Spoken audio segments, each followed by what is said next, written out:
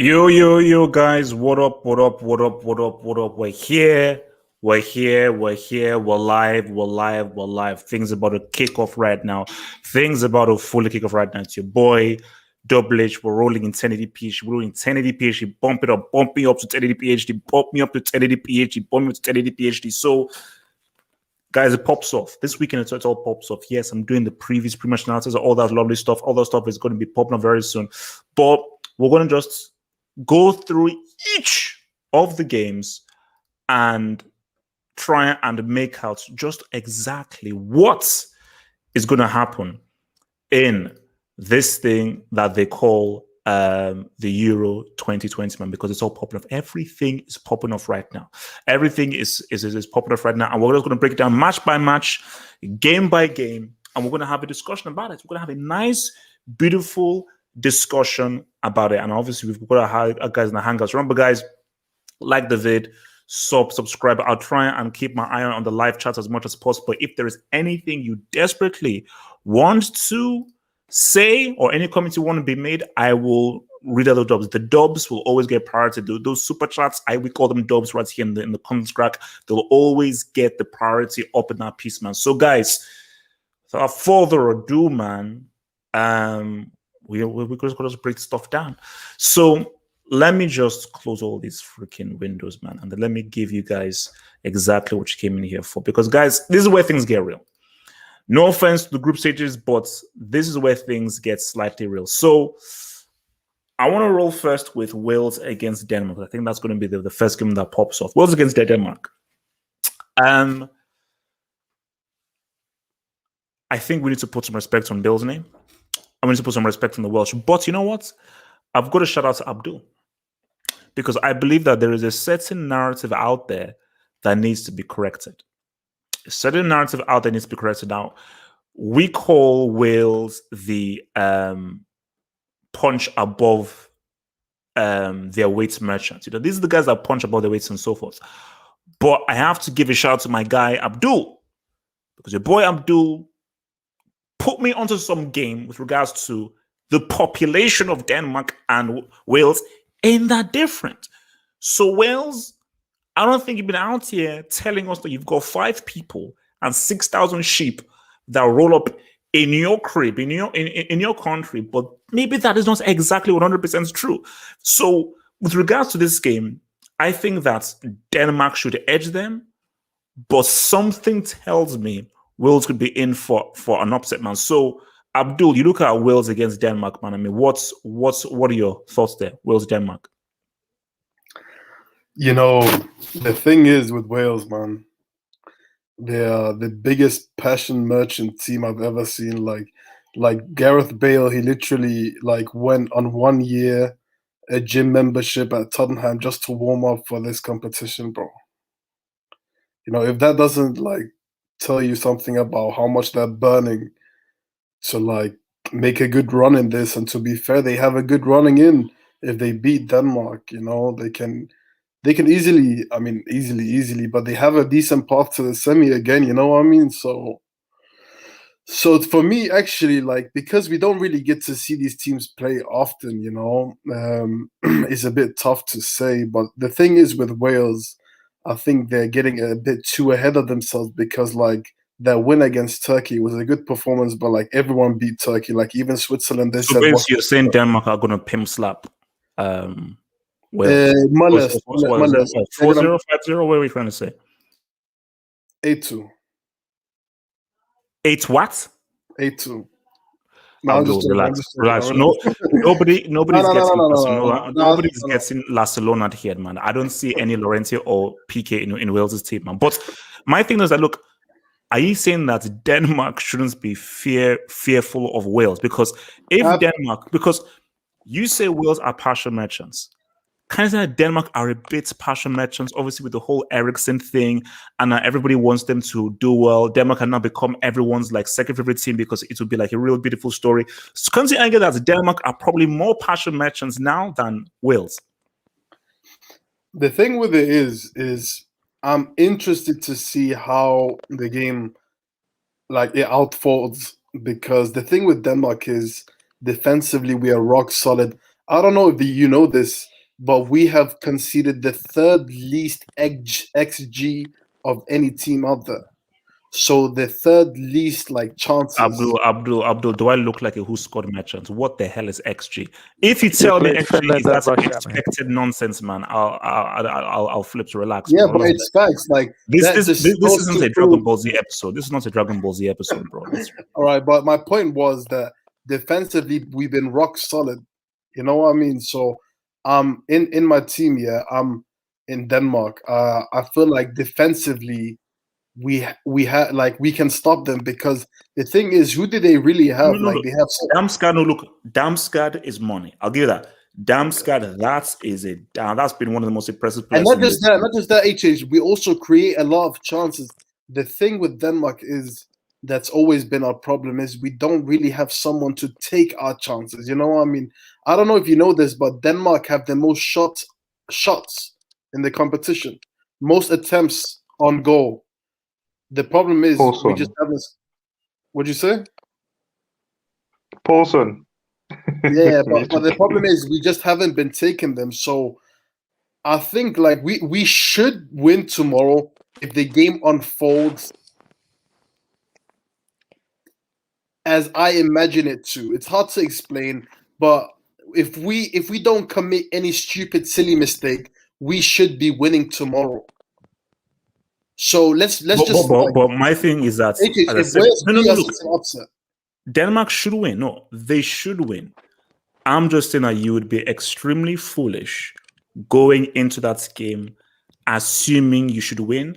And I don't think, as good as Denmark are, you're not Italy, Portugal, Belgium, I think. We're like, if this was Italy, Belgium, they should go in there with some swagger to try to touch and levitate Wales. Denmark, my thing is that, as you said, you create loads of chances. Bro, Poulsen, go to wait. You know, that's so my thing is that see, Poulsen's 2 goals have come from mistakes now. Granted, you still have to be intelligent enough to anticipate the mistake and be able to read the game and be in the right spot to take advantage of the mistake. But That's I don't the thing, the detriment of Denmark. Yeah, if we're gonna lose tomorrow, it will most likely be because we haven't taken our chances. That's what it's going to be because no, which is possible. So because see, my thing is Denmark don't want to be in a position where they're a goal down. See, if Denmark go a goal up, I think they're in a great position to maybe go 2 up. The danger for Denmark is if they go a goal down, I think Wales have the ability to be very frustrating, hold them, and then as Denmark push and push and push and push and push, Wales can then hit them on the counter. I got a question for you. Yeah, I got a question. Like, I don't watch Wales play regularly. Are they like a park the bus team? I mean, basically, they parked the bus against Switzerland. No, when they play like similar, like equal, like semi-equal, like opposition. I know they're gonna park the bus against the Belgium, but when they play semi-equal opposition, do they park the bus as well? I don't think. I'm telling you that I feel they're going to park the bus in this game because I think that Page, the manager, he's looked at Denmark, thinking, man, he's playing a team who, off of that whole Ericsson thing and the whole vibe thing, puts 4 goals past Russia. So they're obviously on a high. That's right. It would be very, very foolish if he now goes in with like, oh, let's be balanced and so forth. I think he'd say, not park the bus, but we're not going to really commit, guys. Let these guys break us down. That's the thing, you know, HH. I don't know if you saw the Russia game, but Russia, they actually, when they hit Denmark on the counter, they look dangerous. Denmark are solid defensively, but only solid when they're sitting back, when they're in a defensive like position. But when it comes to being hit on the counter, we don't react very well. So, and you know, they have Daniel James, you know, pace merchant. Bro, open you up, bro. Denmark have to be worried because that guy can just catch you in the break and then it could be lights out. It could be complete lights out. And Wiseky, talk to me, man. The Danish against the Welsh. First of all, I just need the football hut to just hear this real quick. It's important. There we go. Tournaments predictor. So, Okay, let's see. Group A. I'm gonna say I think Turkey may win Group A. Look, Italy he said Wales would end up last. and Wales. So that's my little shock there. I think that Turkey are gonna shock some people. So I think if we go through, but I think Turkey may cause an upset. Damn. Okay, what was the first one? That's okay. Belgium, Turkey. Guys, Turkey are dangerous. YSK, can you talk about Wales? That's Throw him out there. He's making a joke out of you. guys. That's a quote. Turkey are dangerous. Hashtag that, please. Turkey are dangerous. No, I was right. Dangerously trash. Yeah, Dangerously. That's what I said. So listen, man. This fixture is I think it's like the true two underdogs going at it. This one, I think it's the like the two underdogs in the whole tournament going at it, and Denmark the ultimate passion merchants, and I don't think that's gonna get them through this game. I think even though you look at Wales as underdogs, I think their team is. I wouldn't say man for man superior, but with the likes of Bale, and how clutch he is, and of course we can't forget about Daniel James. YSK, can you name any Wales? The guy. I mean, exactly. Listen, he's not just a pace merchant. The guy's got some technique. He's got some technique, as HH would say. He's got some. He's not a complete brick like Timo Werner, for example, where it's just just non-stop pace and that's it. So this game. Wait. Did you just say that Daniel James has skill like Maradona? Did you just say Daniel James has Maradona's skill? Yes, a little bit. Did you just say the Caucasian symbols has It was like just Maradona? not funny. I just saw Maradona dribble past 20 people. World Cup 1986. Relax and chill. All right, thank you. It wasn't. No. I see. No, see, it wasn't funny. What I said was the guy, unlike Tivern, is not just a pace. So is it just me that his internet is forward? I'd never said anything about him being at the skill level. You're not the only one. Your mic is class B. Your mic is class B. Brickner. We come out and come back in, but you keep on cutting off, man. Brickner. Then comes this boy. Zima, talk to me, man. Talk to me. You see, this game is. I think this game has, like you said, it has certain narratives going for it, but at the same time, I'm looking at both teams and I'm wondering to myself with Wales, they don't. Do you want Denmark to win for Eriksen, or are you unbothered? Are you one of those guys that are cheering on Denmark because of Eriksen? No, I'm rooting for Goatway, bro. That's my hero. I'm rooting for Goatway. So for Wales, what I see is they don't necessarily have a vocal point when it comes to an actual striker, and they're more reliant on Ramsey dropping deep and making space for Daniel James and and Bell making those runs.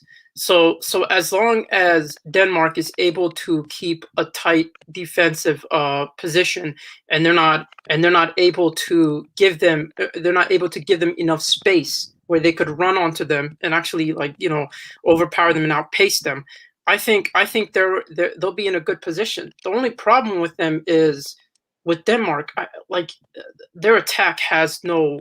If you're going to go out with a defensive tactic, you have to at least have some people that are capable of being runners. And you're looking at Poulsen as your main focal point with Goatswitch. What about Goatswitch? Yeah, no. If you vouch for Goatswitch, shouldn't Hans Goatswitch be the runner and the guy to be clinical in this game? No. Listen, man. Goatswitch, if he also, how many goals does your boy have at this Euros? Goatswitch? Yeah. I don't know, 1. Yeah, I think he's only scored 1. He has zero. He hasn't Zero. Yeah, he hasn't scored. Yeah, the number is 0, but continue. Number is 0. Continue. Yeah, he works hard though. Yeah, he's a hard worker. But yeah, man, I'll say this though. I could see Wales making it through more so than Denmark, because the only way I see it is Denmark's doesn't necessarily have the pace or the ability to hit them with a counter as much as Wales does. So for me, in terms of favorite, it's a close tie, but I would have to say Wales. Oh, and by the way, HH, I saw you in the news, bro. Can you put me full screen?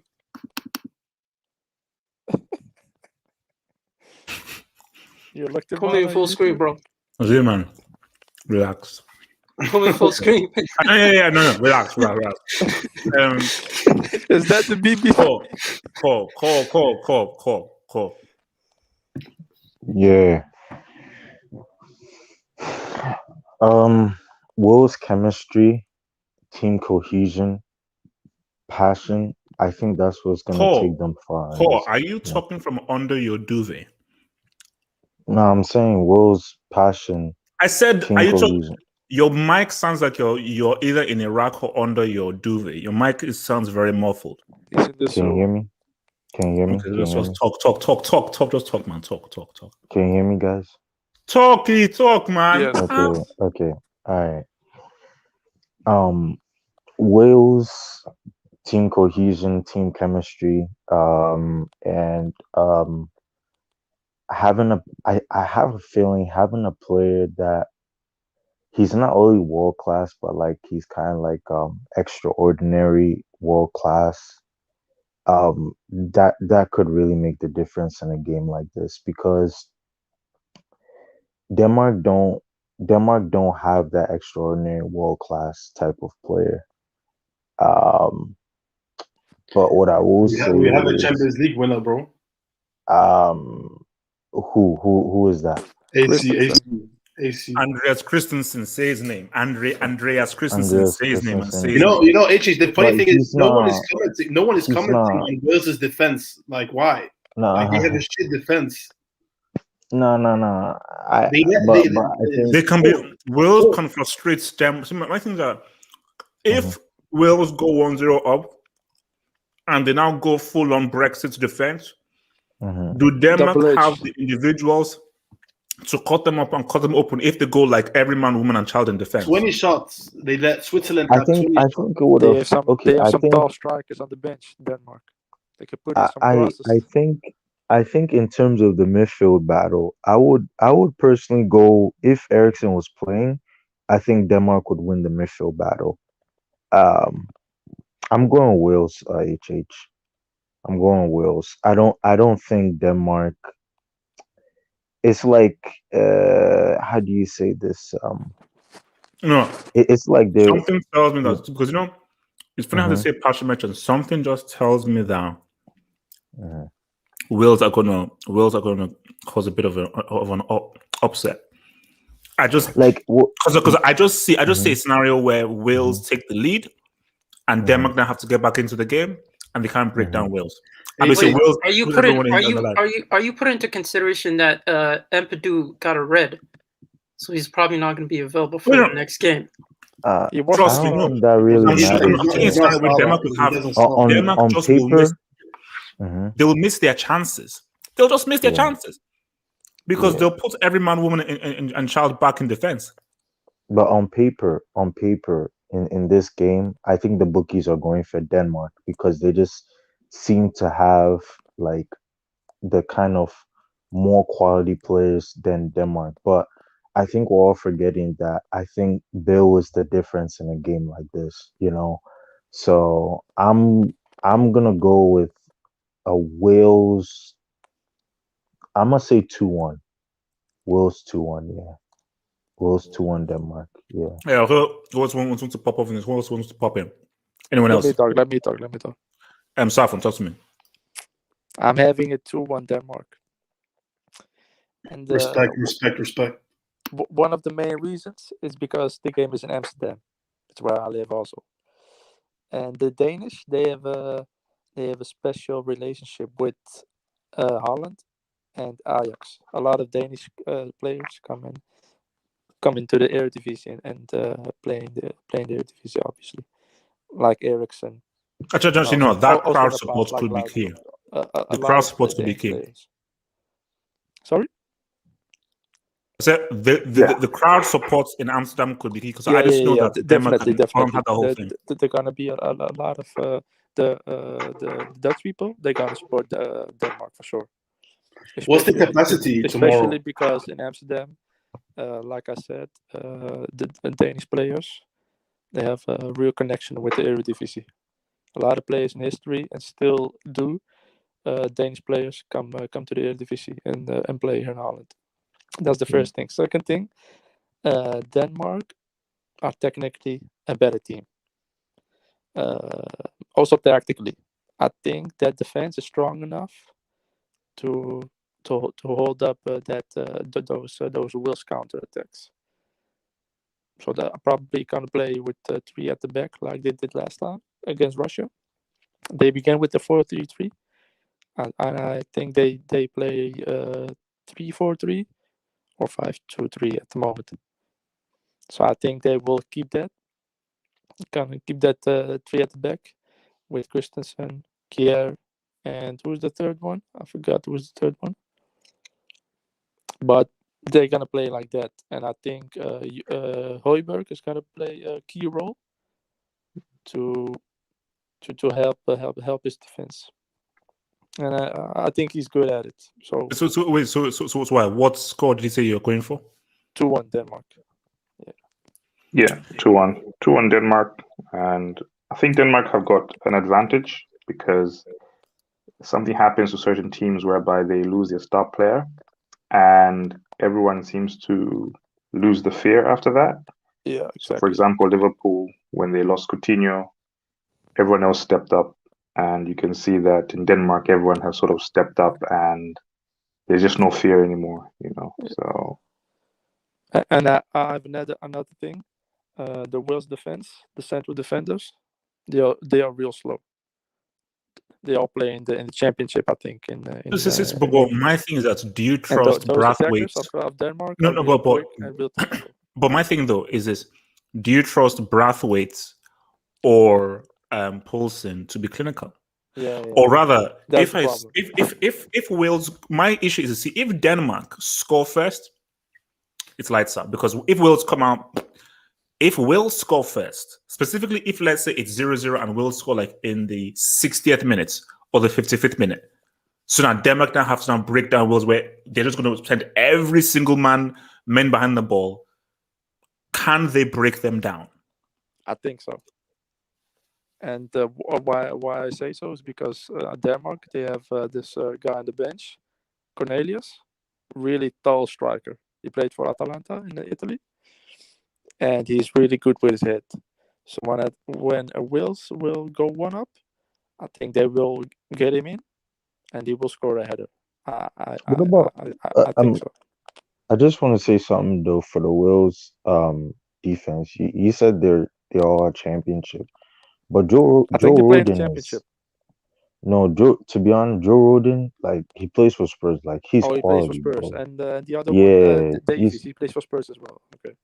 Yeah. They're quality defenders. Yeah, but Rodon, come on, he's in the starter for Tottenham. So Okay, don't so rate him. I so don't we're going to be moving to our next game, but let me just hit this. Let me just hit this dope, man. So thank you for the dope, Mr. Jaden Alvarado. Thank you for the dope, Jaden Alvarado. Jaden Alvarado says, HH, do you think it's kind of annoying that people say Messi is the GOAT as long as he does skills, regardless regardless of whether or not he's won a major trophy? It is slightly annoying, but you know what, my dear man Jaden, when anyone does that, I just put out a simple tweet. No World Cup, no Copa America, then people either get racist or they get angry, or they just attack my country, Nigeria. So my thing is this: is that He won a gold medal. I know, yeah, no, I know, yeah, only here. How shall I say? My thing about it is that people, you can't keep being charged because okay, yeah, Messi scores a super free kick against Elche or so forth. He does this few skills and this whole thing, and people will want to say, "Oh my gosh, look at what Messi is doing and everything. He's the GOAT." How can he be the GOAT because he scored a free kick against Elche or against Tapas by FC? It doesn't mean anything. So, my dear friend, so anytime anyone says Messi is the GOAT, just simply say, "How are you the GOAT when you've never won the World Cup in a country that won the World Cup twice, and you've not even ever won a Copa America?" And you've not been able to inspire your country to win a trophy since 1993. And once you say that, there is no answer for them because it doesn't add up. How are you the GOAT with no World Cup and not even a freaking Copa America?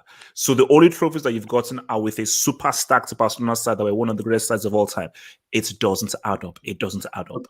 Okay, AJ, why is Ronaldo a horseman if he doesn't have a UCL? No. Oh, No. We have time. No, Chris, let me answer because we're gonna get. So, Chris, he's a horseman because it's called DOD. It's called degree of difficulty. It's called impact. He didn't play for one of the best sides of all time, which is a Barcelona side, when he was fully fit. He joined. Wait, let me land. He joined Real Madrid after his pretty much career-ending knee injury. Pre-knee injury, Ronaldo played for Inter Milan, which doesn't have the kind of a heritage that a Real Madrid or thing have. When he played for Barcelona, he was a teenager when he was playing for Barcelona. Inter didn't have any great players. So my thing is that you know what's He hilarious? failed. Wait, HH, you know, the same thing you were saying is the same thing I say for Verratti. Verratti hasn't delivered anything, but yeah, you guessed that guy up. Like he's one of the I good. never called Marco the GOAT. I said Marco is the most. Bro, you said Marco's better than Iniesta. You said Marco is better than Modric. Wait, If we're having pure talent, talent. No, this is I'm sorry. Wait. Okay. You said is different. As a total player, you downplayed that Real Madrid team, right? Do you want to name all the players that was on that team? Bro, no. Why skip? But the point I think they were called I think they were called something like the Galactic or something like that. Something like that. Yeah. Ronaldo I believe Zidane was playing in that team as well. He joined the team after his knee injury. If Ronaldo joined that team pre-knee injury, they win everything. But so you're not even getting the maximum Ronaldo. You were getting little bit Ronaldo. His international trophies has no dud either. Look at the Brazilian teams that he played for. If you watched the games, Turkey outplayed them. Germany outplayed them. See, guys, you can have any excuses. Messi, bring me the Copa America or the World Cup, or I don't want to listen. Give me the Copa America World Cup, or I don't care. Stop. If Messi wins it, are you going to stop slandering him?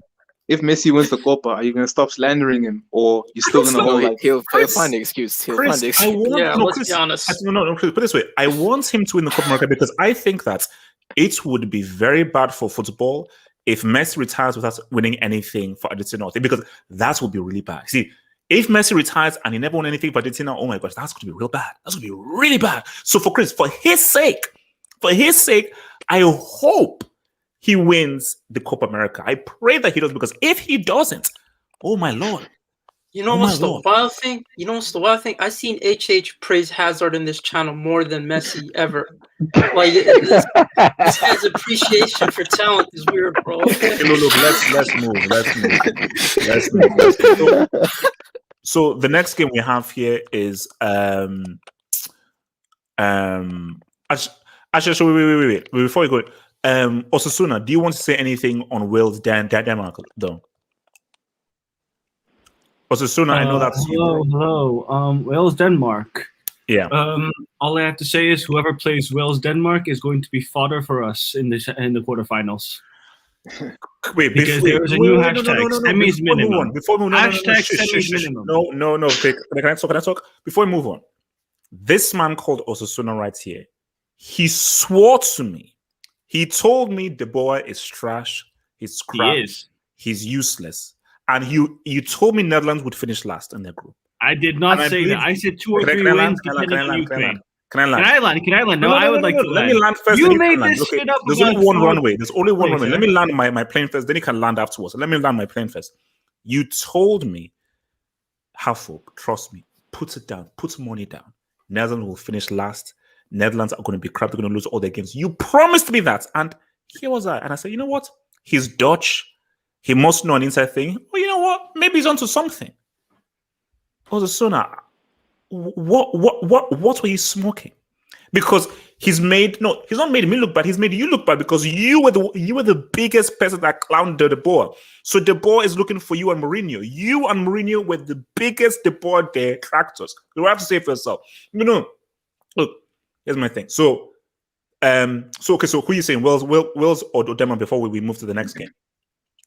Well, first I will say Denmark. I think they're just on a really good streak. Like, not on a good streak. They won one game, but I think the momentum is with them. And I mean, who do Wales have? They have beast mode, and that's it. They have nobody. Dan James. Osasuna, I want you to apologize. For what? For calling us fodder. Double spaced. Yeah. No, there's no apologies. You guys are fodder. We are just gonna win against against Macedonia and Ukraine, and you think you're something now. Yes, we are not something. We will just easily beat teams that are worse than us. It's just how it is. We have better players. Osasuna, because we're gonna get to Czech Republic. Osasuna, if Czech Republic give birth to you, will you come to the hangout? Depends on if I'm awake. It's 7 a.m. here, but I'll try. I will set the alarm. No, but they can't just like jump on and off the Frank de Boer bandwagon. Like, is he on it or is he off it? You know? I still think he's a break. What's the expectation now? Hold on. What's the expectation now? He just said Simi's minimum. Abdul, they are the fakest guys I've ever known. Wait. No. Let's be fair. No. Abdul, after we did the whole Dutch thing, Osasuna said, this guy, he smells. He is trash. I stand by garbage. That. We had 3 trash teams to beat. You just said Simi's minimum. Abdul, he insulted like the man's family. Denmark is trash. They're all trash. We're going to beat them, and then semis, we're going to go against a good team and lose. That's how it is because we don't have a manager. Wow. Right? We'll beat teams that are worse than us. It's 100% because we just have better players. I'm gonna play that clip. Wait! You guys, nobody here rated the Netherlands coach De Boer. Like none of you guys rated him. So like, let's if you be listen honest. to the preview, I say everyone. No. Wait. See, no, because we'll get to Netherlands because this talk is Netherlands talk. So, Osasuna, Wales or Denmark? Denmark. Infinity, Wales or Denmark? Wales 2-1. I think Wales will show up. Lead level. Are you rolling with the Caucasian Usain Bolt or will Pinocchio Damsgaard rise?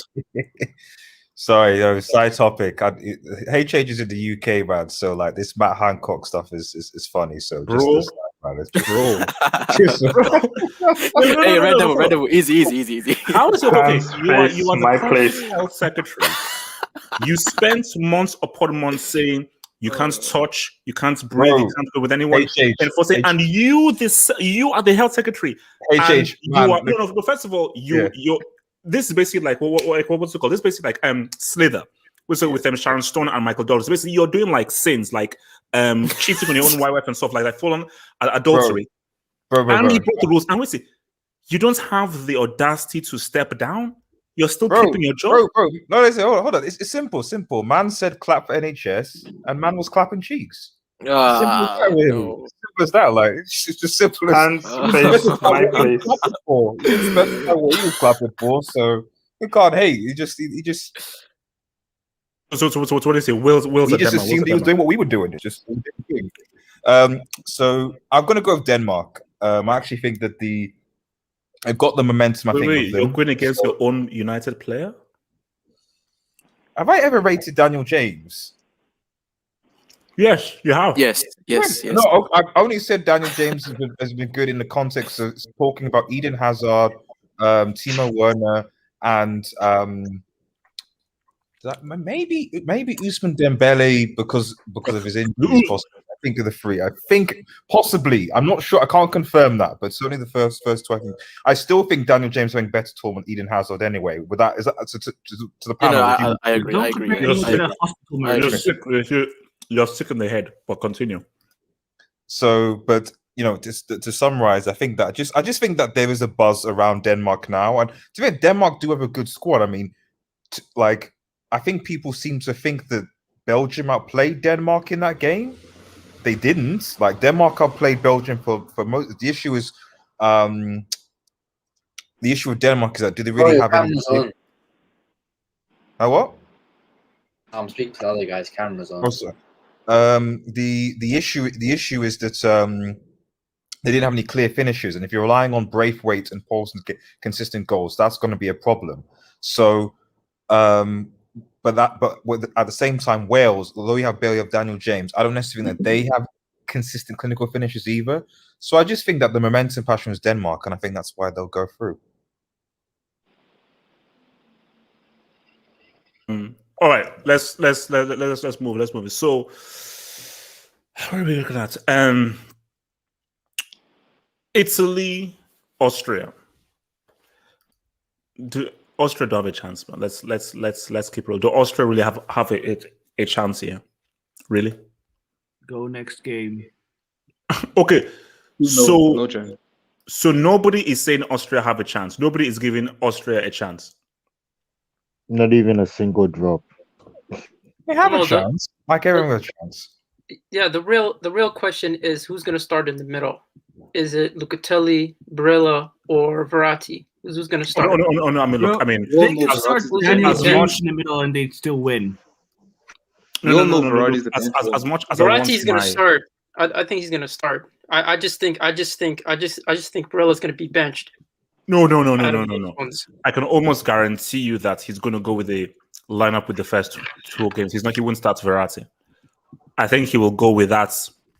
After his performance, performance, you're willing to bench him? No. I'm saying what's not. I'd start Marco. That's me. I'm saying Mancini, because Mancini would say, okay, fine. This was still the B team, and we still played against Wales. I have to go with the team that put 6 goals in 2 games. So I'm thinking Mancini is going to say, you know what? I trust this group of guys to really say what's up rather than going in with some of the guys as well. So, I mean, is anyone here saying Austria? No. Next game. Easy. Wait, guys. See, with easy game, man. Come on. Next game. Next game. Okay, look. Also, if Austria do it, you know that everyone's going to look foolish. So, France, Switzerland, no point, yeah? Switzerland 2-1. They have more chance than Austria. No point. This one is no point. Who said 2-1 to Geneva? Who said 2-1 to Geneva?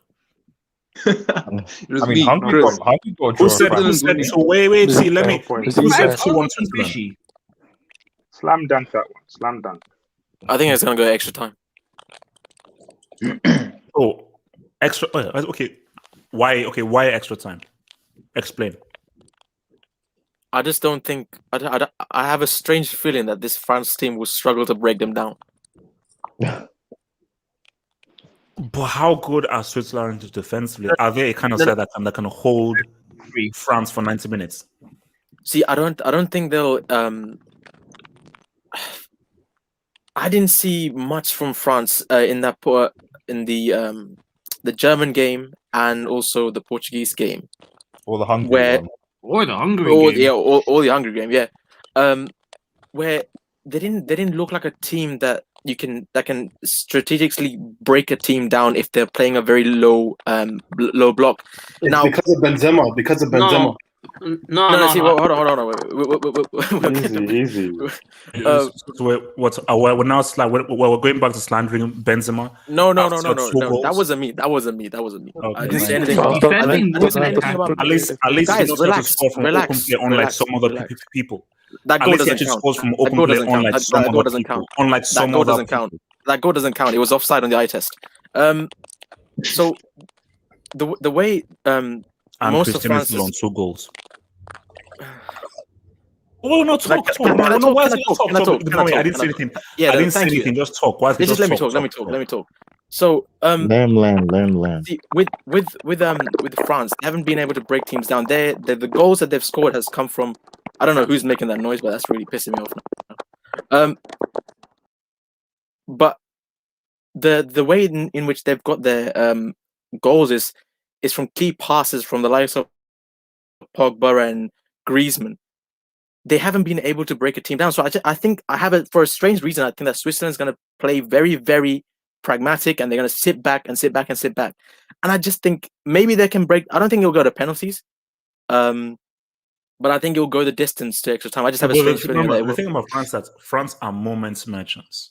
So put it this way: if Italy can put 3 past Switzerland, you don't think France can put at least 2 past them with the kind of individuals they have that Italy don't have?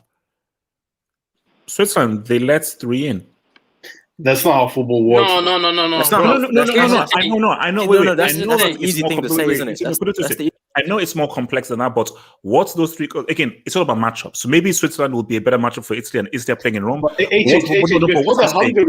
the Hungary game, did you ever see any way Hungary can get a point? You didn't. No. But what I'm saying is, but we don't know Switzerland as being this great defensive side. Now, it's cool. No, okay. It could be a scenario where, they just somehow frustrate France. That could definitely 100% happen. But I look at the Hungary game and I say that crowd really helped them. A full crowd of Budapest are like, man, we're going to put all our bodies in the line. And also, let's keep it real. Benzema, you should score that. Like, that's Mbappe back heel for Benzema, 1v1, you should score. So, they should have really put it away already in the first one. They had France were cutting them up. They were having great opportunities, but they just don't put them away. We don't know. We can't see the picture. No. I want to say something. Wait. Let's YSK land, and then I'll go to Cole. Then Zeman. YSK. No. See, I was just gonna say that this whole thing about Benzema, right? I think Mbappe needs to step up because so far this tournament he's just been a light-skinned Timo Werner. That's all he's been this tournament. He's been a light-skinned Timo Werner. I'm sorry. He has been the pace merchant. YSK never in your no, I don't care. Werner and Mbappe in the same sentence. I don't care. It's the truth. The truth hurts. So I think Benzema needs support. It's all well and good him getting in behind and using his pace and whatever. He's not been very effective at all. Against Portugal, that chance that he had, he should have buried it. And so I think that Giroud would be a better option. No, because how would Giroud play ahead of Mbappe in his position? I'm saying Mbappe need to step it up. Benzema's to be fair to Benzema, I think he's done pretty well with what he has, considering that Mbappe hasn't turned up at all. So I just think because of that, unless What do you know? Mbappe, did you see the goal he scored against Neuer in the game against Germany? Mbappe is a new Morata. When he was offside in that. That's Yeah. No. That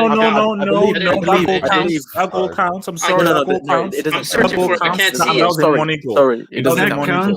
That was a That goal counts. It just doesn't count. It is what it is. But yeah, no. See, if Mbappe turned up in this tournament, I'd say they lubricate these dudes easily. But with Benzema just out front, and with what he's limited in doing, I don't think they can break this team down going forward. So I truly believe they'll go the distance.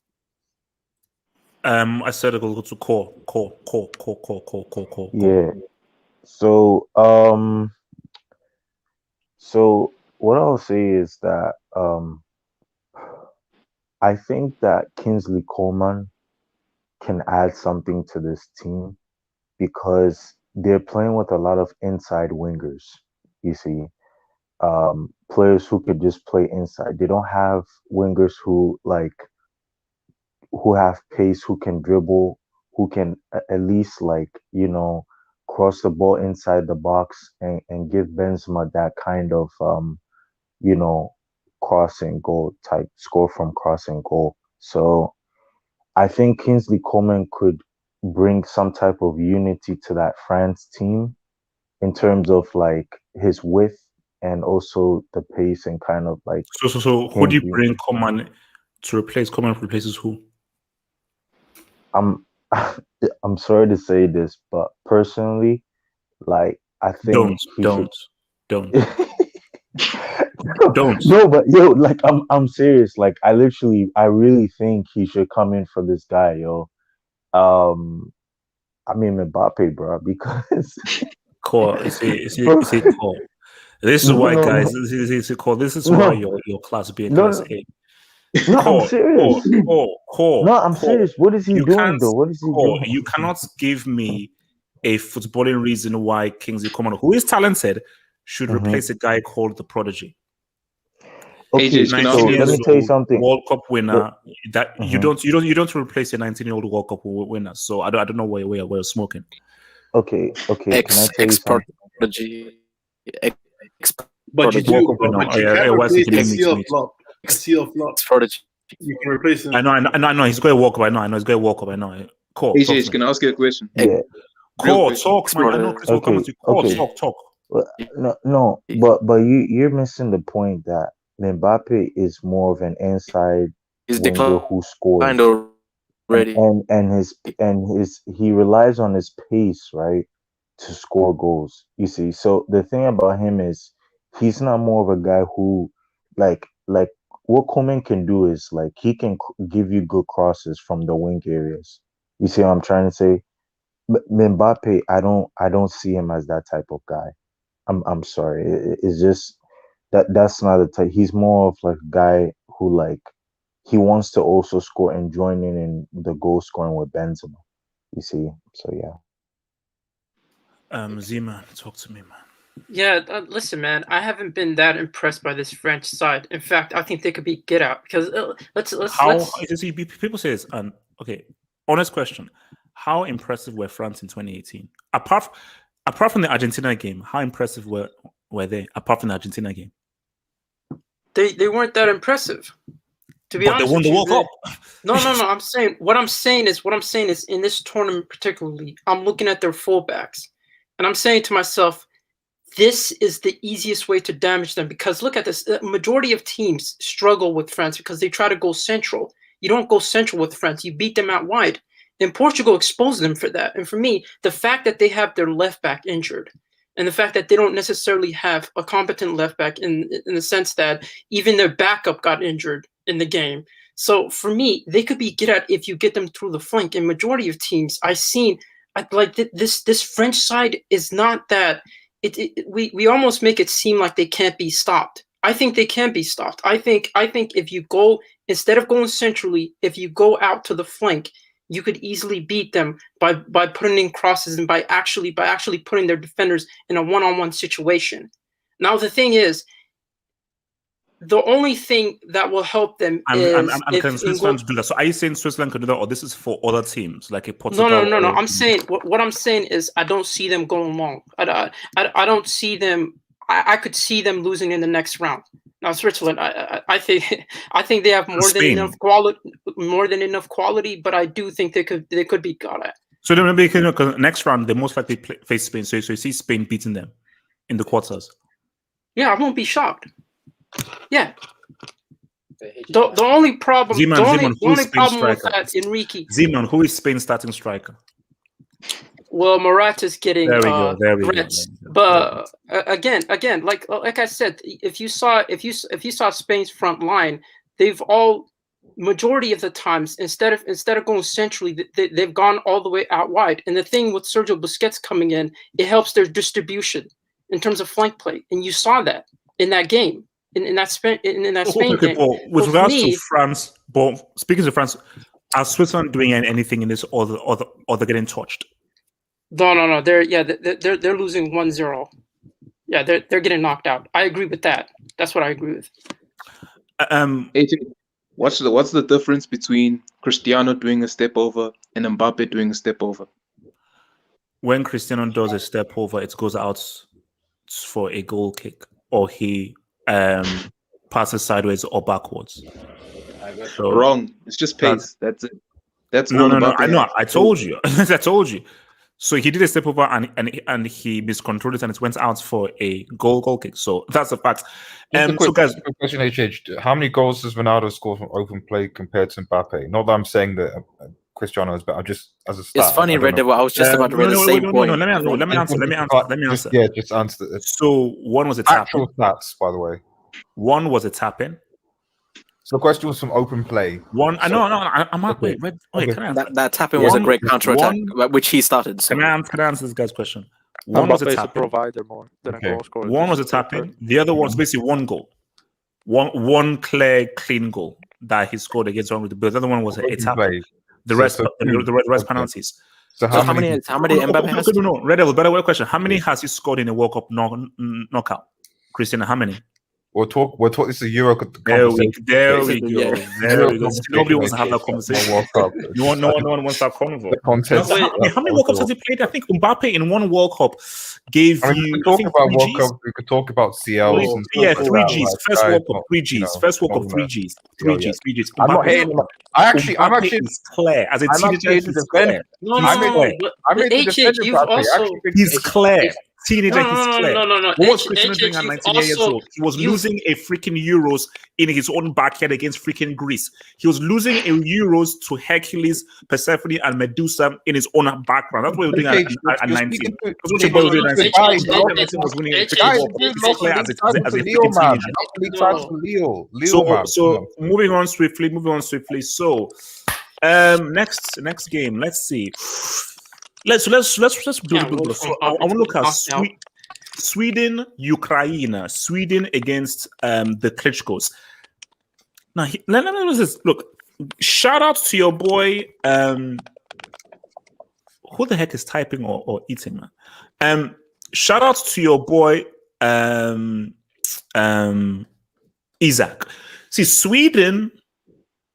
Because Isaac was just by himself, I think, in the first two games. But now this Kuslevski now comes in. Sweden look like a pretty dangerous outfit with Isaac and Kuslevski, man. So I'm giving Sweden the edge here. Is anyone saying Ukraine up in this piece? Yes. I see a draw. And Ukraine. penalty. Oh, Sasuna, okay. How are Ukraine winning when they only have one competent finisher in the team? Please explain. Well, they have 2 competent finishers, first of all. They've got a CL finalist as Right? well. They have that Yaremchuk, whatever his face is. They have a CL finalist left back, or center mid, wherever he plays. And I actually saw, when I was watching the Netherlands-Ukraine game, these guys, they actually do defend well. Their goalkeeper had a bit of 2 brick moments, but if their goalkeeper decides to not brick it up, they actually defend really well. And Yarmolenko, this guy can make a goal out of nothing, and they are dangerous from set pieces. So I think they genuinely, at least maybe this is biased just because I saw them playing against Netherlands and I was very scared against them when we went 2-2 against them. But I think they actually have 2 very good players in a team that has a good system, which is pretty much what Sweden is, right? 2 very good players in a team that has a system, right? It's basically just 2 against 2 with 9 background players in each team.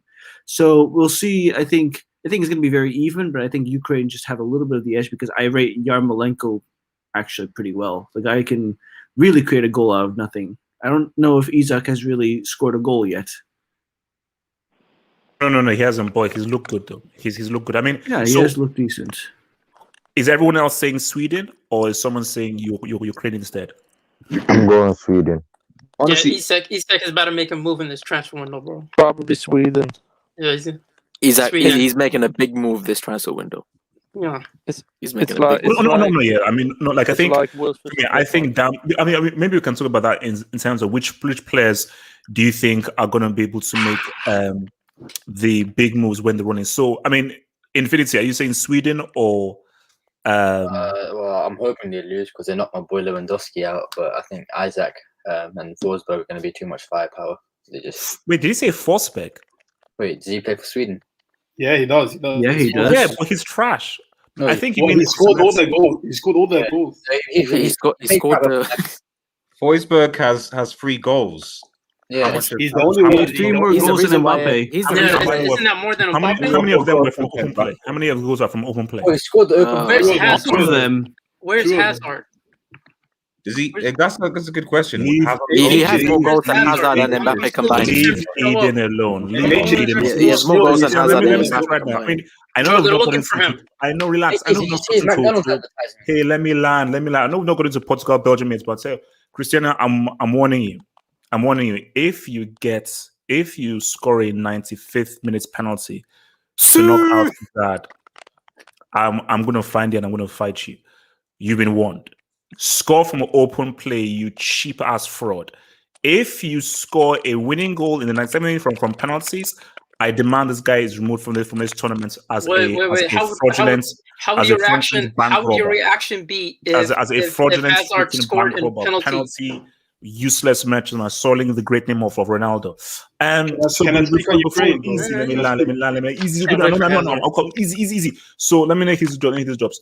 So from your boy, Abracadabra, man, thank you for the dub. Abracadabra says, HH, you disrespected Iniesta like that. Modric is a baller, but he doesn't have the World Cup or Euros. Isn't that what you clown Messi and Ronaldo? Lerazzi, thumbs down emoji. Now, Abracadabra, first of all, I did this for jokes. It was a great joke, and I thought that, and I feel that I'm always here to try and promote jokes and humor on this football hot thing. So it was a good joke. But first off, this is what we could have. We'll have the debate maybe on the Saturday or the Sunday hangout. All I'm saying is this: Iniesta had what's it called? Iniesta had pretty much the very same team for Barcelona that he did for Spain. So you didn't have to adapt. Modric bowled for Tottenham, bowled for Real Madrid, and bowled for Croatia. So Modric showed a sense of adaptability that Iniesta did not show. Is it taking nothing away from Iniesta? Iniesta is one of the best midfielders of his generation. He was money. But we cannot deny the fact that he didn't have to adapt much from the Barcelona setup and the Spain setup. Modric has to adapt his game from Real Madrid to Croatia because so many of the players are different. I told you, Can I ask you something? Whenever you mention Iniesta, you must mention Xavi. Don't mention Iniesta without Xavi. Modric comes by himself. Iniesta comes to the club with Xavi by his side. They're Siamese twins. They come as a package. I'm not being real, but Iniesta is money. I'm not disrespecting Iniesta. Nah. You see, that's disrespectful. This is a guy who got man of the match in the Champions League, man of the match in the Euro, man of the match in the World Cup. I said he's money. What do you want? I said it. Yeah, I know. Can we swiftly move on from Iniesta talk? Nobody cares about Iniesta. Okay, so wait. Last up. So from Ralph Legros says both French left backs are injured. I don't see them being as fluid. Whoa. So I know Lucadinho was it. So Hernandez is injured as well? No, he's in the squad, but he's probably not going to start. Yeah, because he has a knee. So is Hernandez injured? Yeah, he's carrying an injury, but he's still in the squad. He's probably going to be on the bench. So, but they'll still win. Pogba will do something. You see, my thing is because even when you saw France win the World Cup, Pavard and Hernandez were very key. They were very important. And also, look, Koundé, bro, that guy was trash, bro. Like, obviously, they were forced to play him there, but there he wasn't good in that position at all, man. So that is something to look at for France. We know the attackers and everything, but if the left back and right back position is problematic, they don't have to put guys in there. And I said at the start, I said France are not winning these Euros. I told the people, I said France are not winning these Euros. That messes up my Kante narrative, but I already said before that France, I don't think they're winning these Euros. That people are a bit so hype and assuming they're going to say, what's up? We thought that Mbappe could carry them to win the Euros, though. That's what we assumed. Oh yeah, okay. Thank you for that. I want to look at Netherlands against Czech Republic. Osasuna. So say Osasuna, you've been very arrogant lately, and you've done a 180, a 360. You go back to the same place. You've done a 180. So, are you saying there is no chance that the Czech Republic can somehow cause Netherlands to self-destruct? You should be confident, but shouldn't you be cautiously optimistic? Because I'll be real with you, Netherlands, in my opinion, have been the best team at these Euros. They've been the most entertaining. They played the best football. The best player for me at this Euros has been Ronaldo. So they've had the best player. They've been the most entertaining team. But also, this game isn't going. I think this game is going to be in Budapest. So it does have the whole Amsterdam pitch. Osasuna, are you saying that there is no fear whatsoever in you with regards to the threats that Czech Republic can pose? In my opinion, Czech Republic are a worse team than Ukraine, and they might even be a worse team than Austria. Now, if that's the case, why is this guy so cocky, man? If that is the case, then this should be Abdul. money. He's setting himself up for tears. Yeah. If this Listen, guy's if we lose this, I'll become Czech. I'll go to Czech Republic. I'll speak the Czech language. Let me speak after. Okay. Osasuna, keep on disrespecting Czech Republic. Continue. No, listen.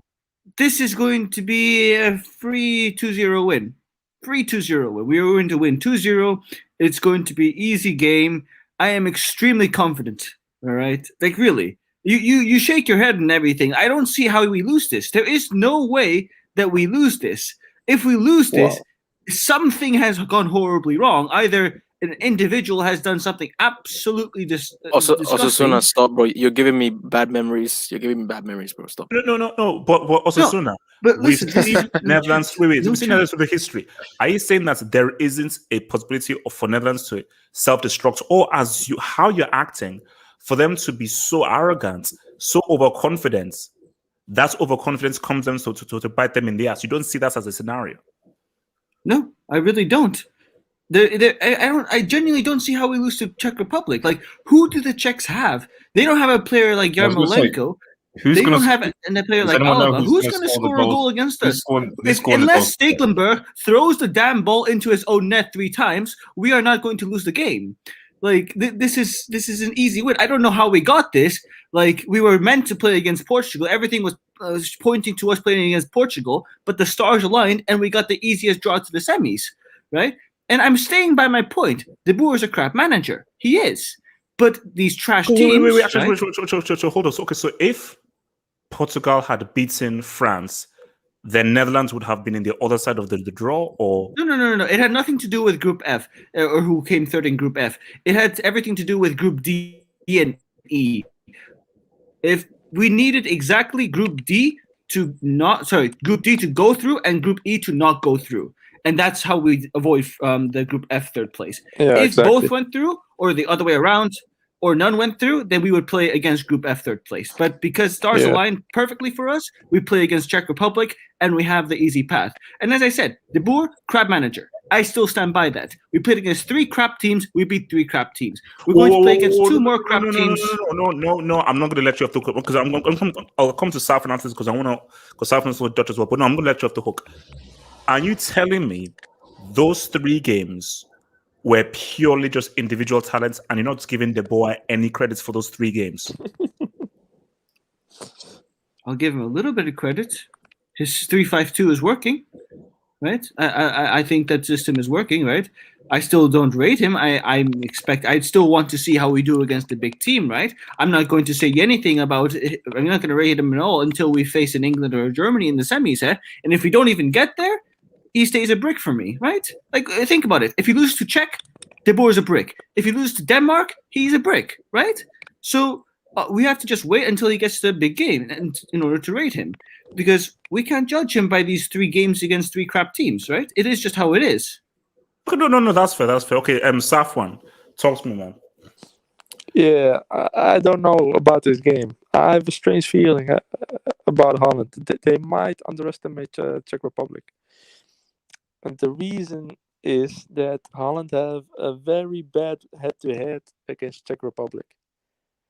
Only in the Euros, Holland won once and lost 3 times against the Czech Republic in the Euros.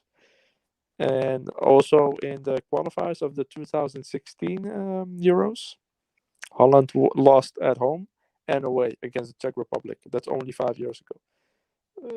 A lot has changed, obviously. Also, the team of the Czech Republic has changed, like the Dutch. But somehow, the Czech Republic, they don't. Yeah, it's hard for Holland to play against them.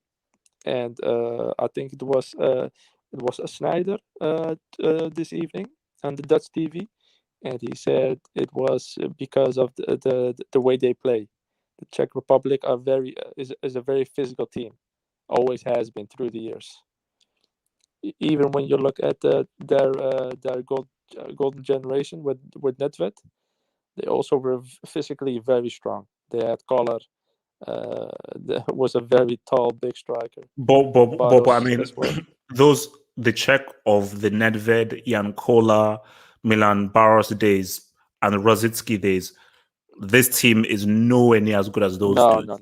So definitely not. But I like how you are. So you're a bit more cautious as opposed to Osuna. So you're not as super confident. Definitely, because another reason is in 2008 when Holland won 3 times in a row in the first round against Italy and Russia. France and Romania. Bloody Russia. Everybody thought, okay, we're gonna bulldoze these Russians. What happened? They lost, and Russia played their best game ever. I never saw Russia play this good ever again after Spain, that game. 2018. But also that day they had Guus Hiddink as their coach, and Hiddink is Dutch, and he knows the Dutch football obviously every corner of his head. And another thing that happened a few days before that day was that Bolarus, the former player, who also played for Chelsea,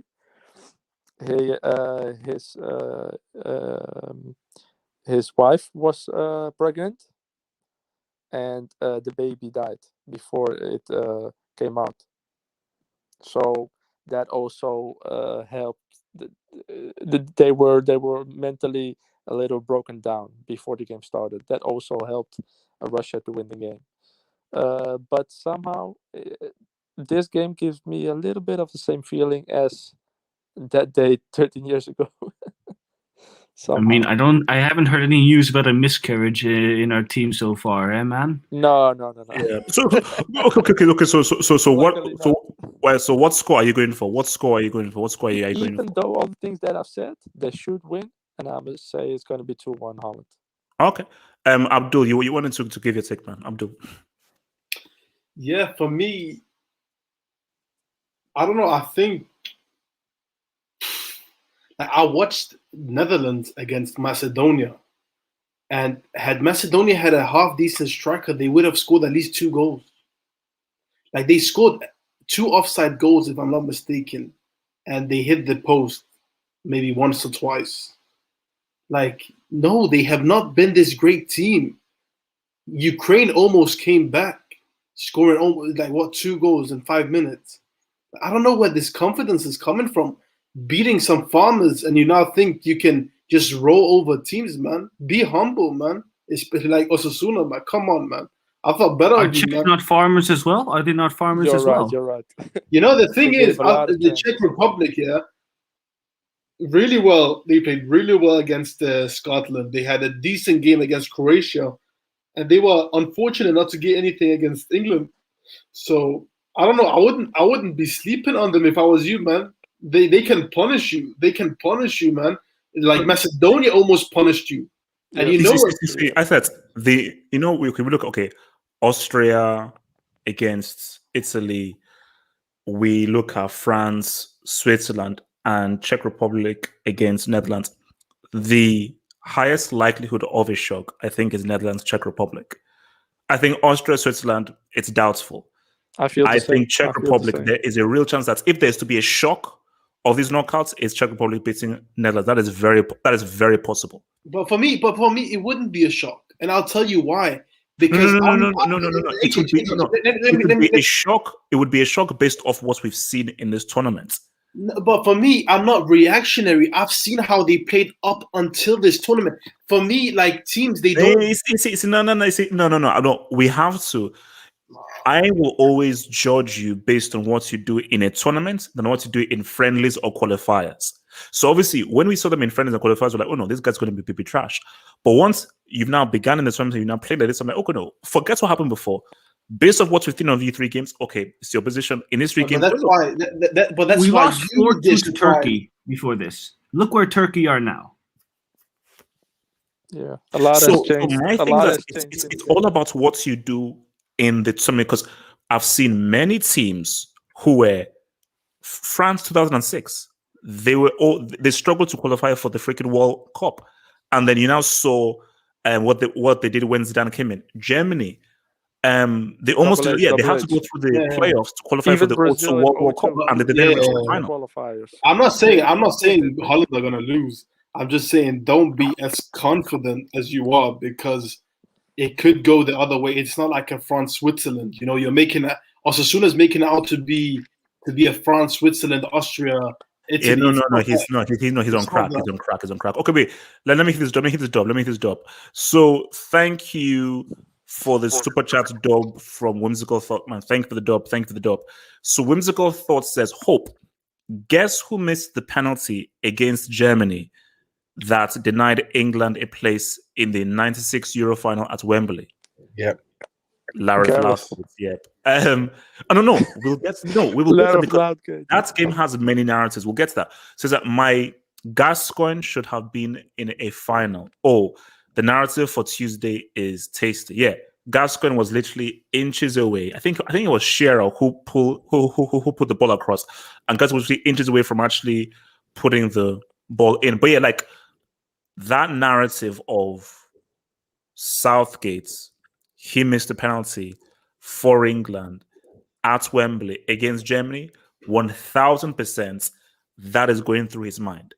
And when we get to the England thing, that is why I believe that Southgate is going to go with a very, very pragmatic setup, which I think is going to be a mistake. But I think he's going to play not to lose rather than playing to win, because Southgate does not want to lose to Germany, both as a player and as a manager at the Euros at Wembley. He doesn't want that on his freaking resume. But no.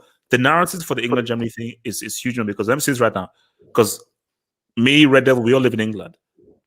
You don't want Germany beating England at Wembley because then you'll see riots, bro. You'll see riots. But we'll get there. We're going to get there. We're going to get there. So now I want to look at Croatia against Spain.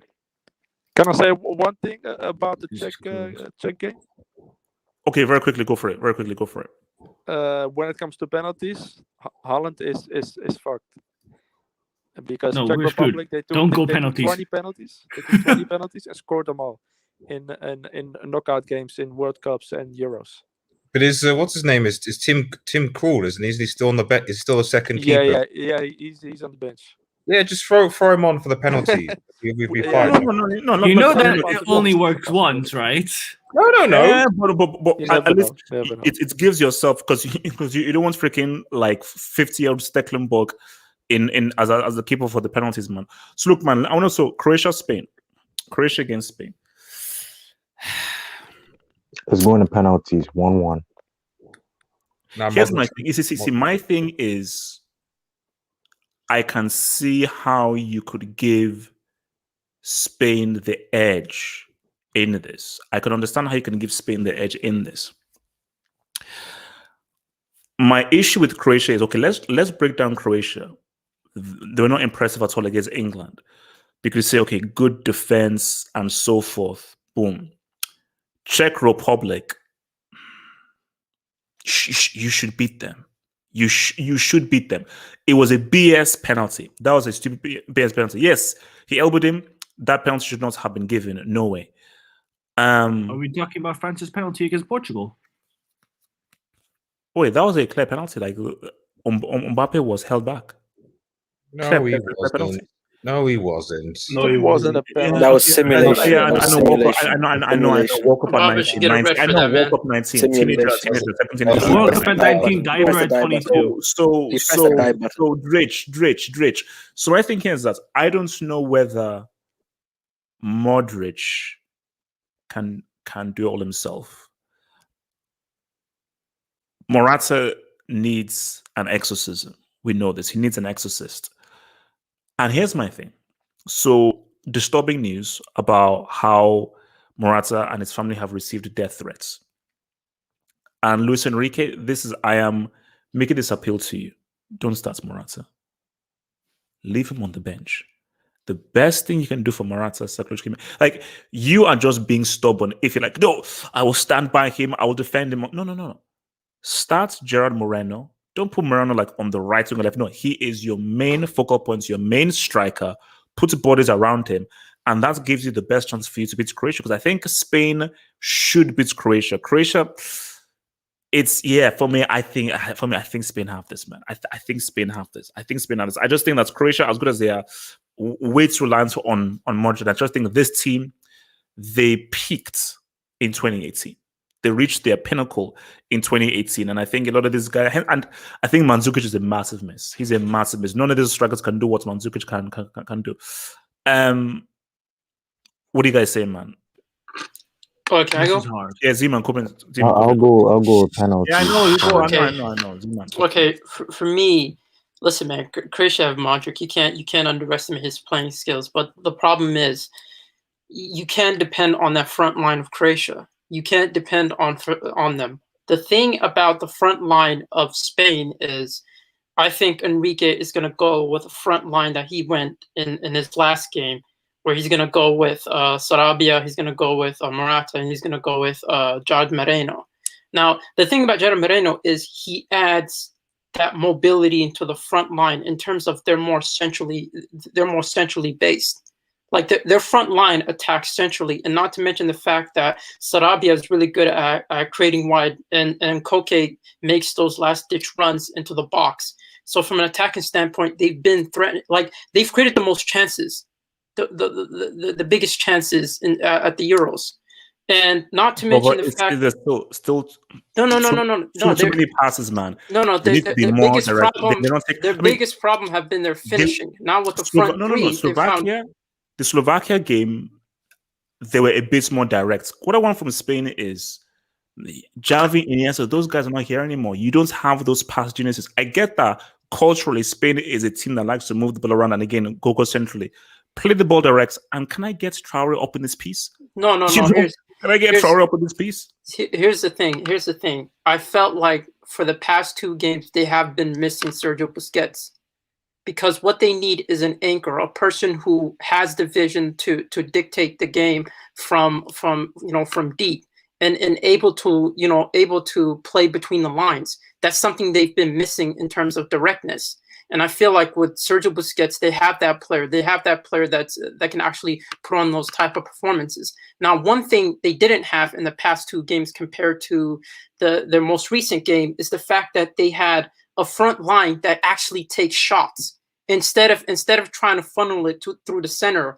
You saw Pablo Sarabia making those forward ditch shots instead of Koke always making those runs. Now he's more occupied with doing midfield job, which is something he's more comfortable with. So for me, in terms of what Enrique found, I think he found his starting lineup. And I think to go against that would really destroy not only the momentum that the team received from delivering a 5-0, but also by the player's playing style. It suits your team. So I think he's going to go with the same starting lineup, minus Eric Garcia. I think he's going to have a center back partnering of Laporte and Pau Torres, more so than Eric Garcia. I think it was just a more of a giving him game time. But yeah, for me, I think they found their position and their rhythm. So for me, Spain make it through. But Croatia shouldn't be slept on. Wait. I said core. I'm gonna infinity core. Talk to me. Yeah, the reason why I'm saying Croatia is aerially, Croatia is a better team aerially. If you look at the area ability in terms of their forwards, they can you cause realize that problems. Mandzukic doesn't play for them anymore. You realize No, but Petrovic is pretty tall. Like he's pretty good. He's not bad. Valisic, he's a very, very tall guy. He's also really good too. So I'm gonna say this: if you really want to beat Spain, this is one thing Spain are not good at is aerial duels. If they really want to beat them, I would suggest really spamming crosses inside the box. If you want to beat Spain, for me, I don't think this Spain team is that good. I think they're gonna lose to France, and I just think that they're kind of missing. I feel like they're missing something. They're missing something not only in their front line, but they're also missing something in their defense in terms of a leader. You know, Wait, Spain. yeah, I think they're missing a Laporte's looking leader. alright, man. I know Pau No, Torres is no, young, but Laporte's looking alright. Laporte is just yeah, looking but alright. So wait. there's no leader, no leader. So you're saying Croatia, as in so Croatia Yeah. beat them in 90 minutes. Yeah, like the thing Bro, is, it's like, not happening. Croatia are not. no, not in 90 Croatia minutes. I'm struggled to saying get in, through in this group, you penalties. realize this. In penalties, I think Croatia got a chance. It's not In going to penalties, go to penalties, bro.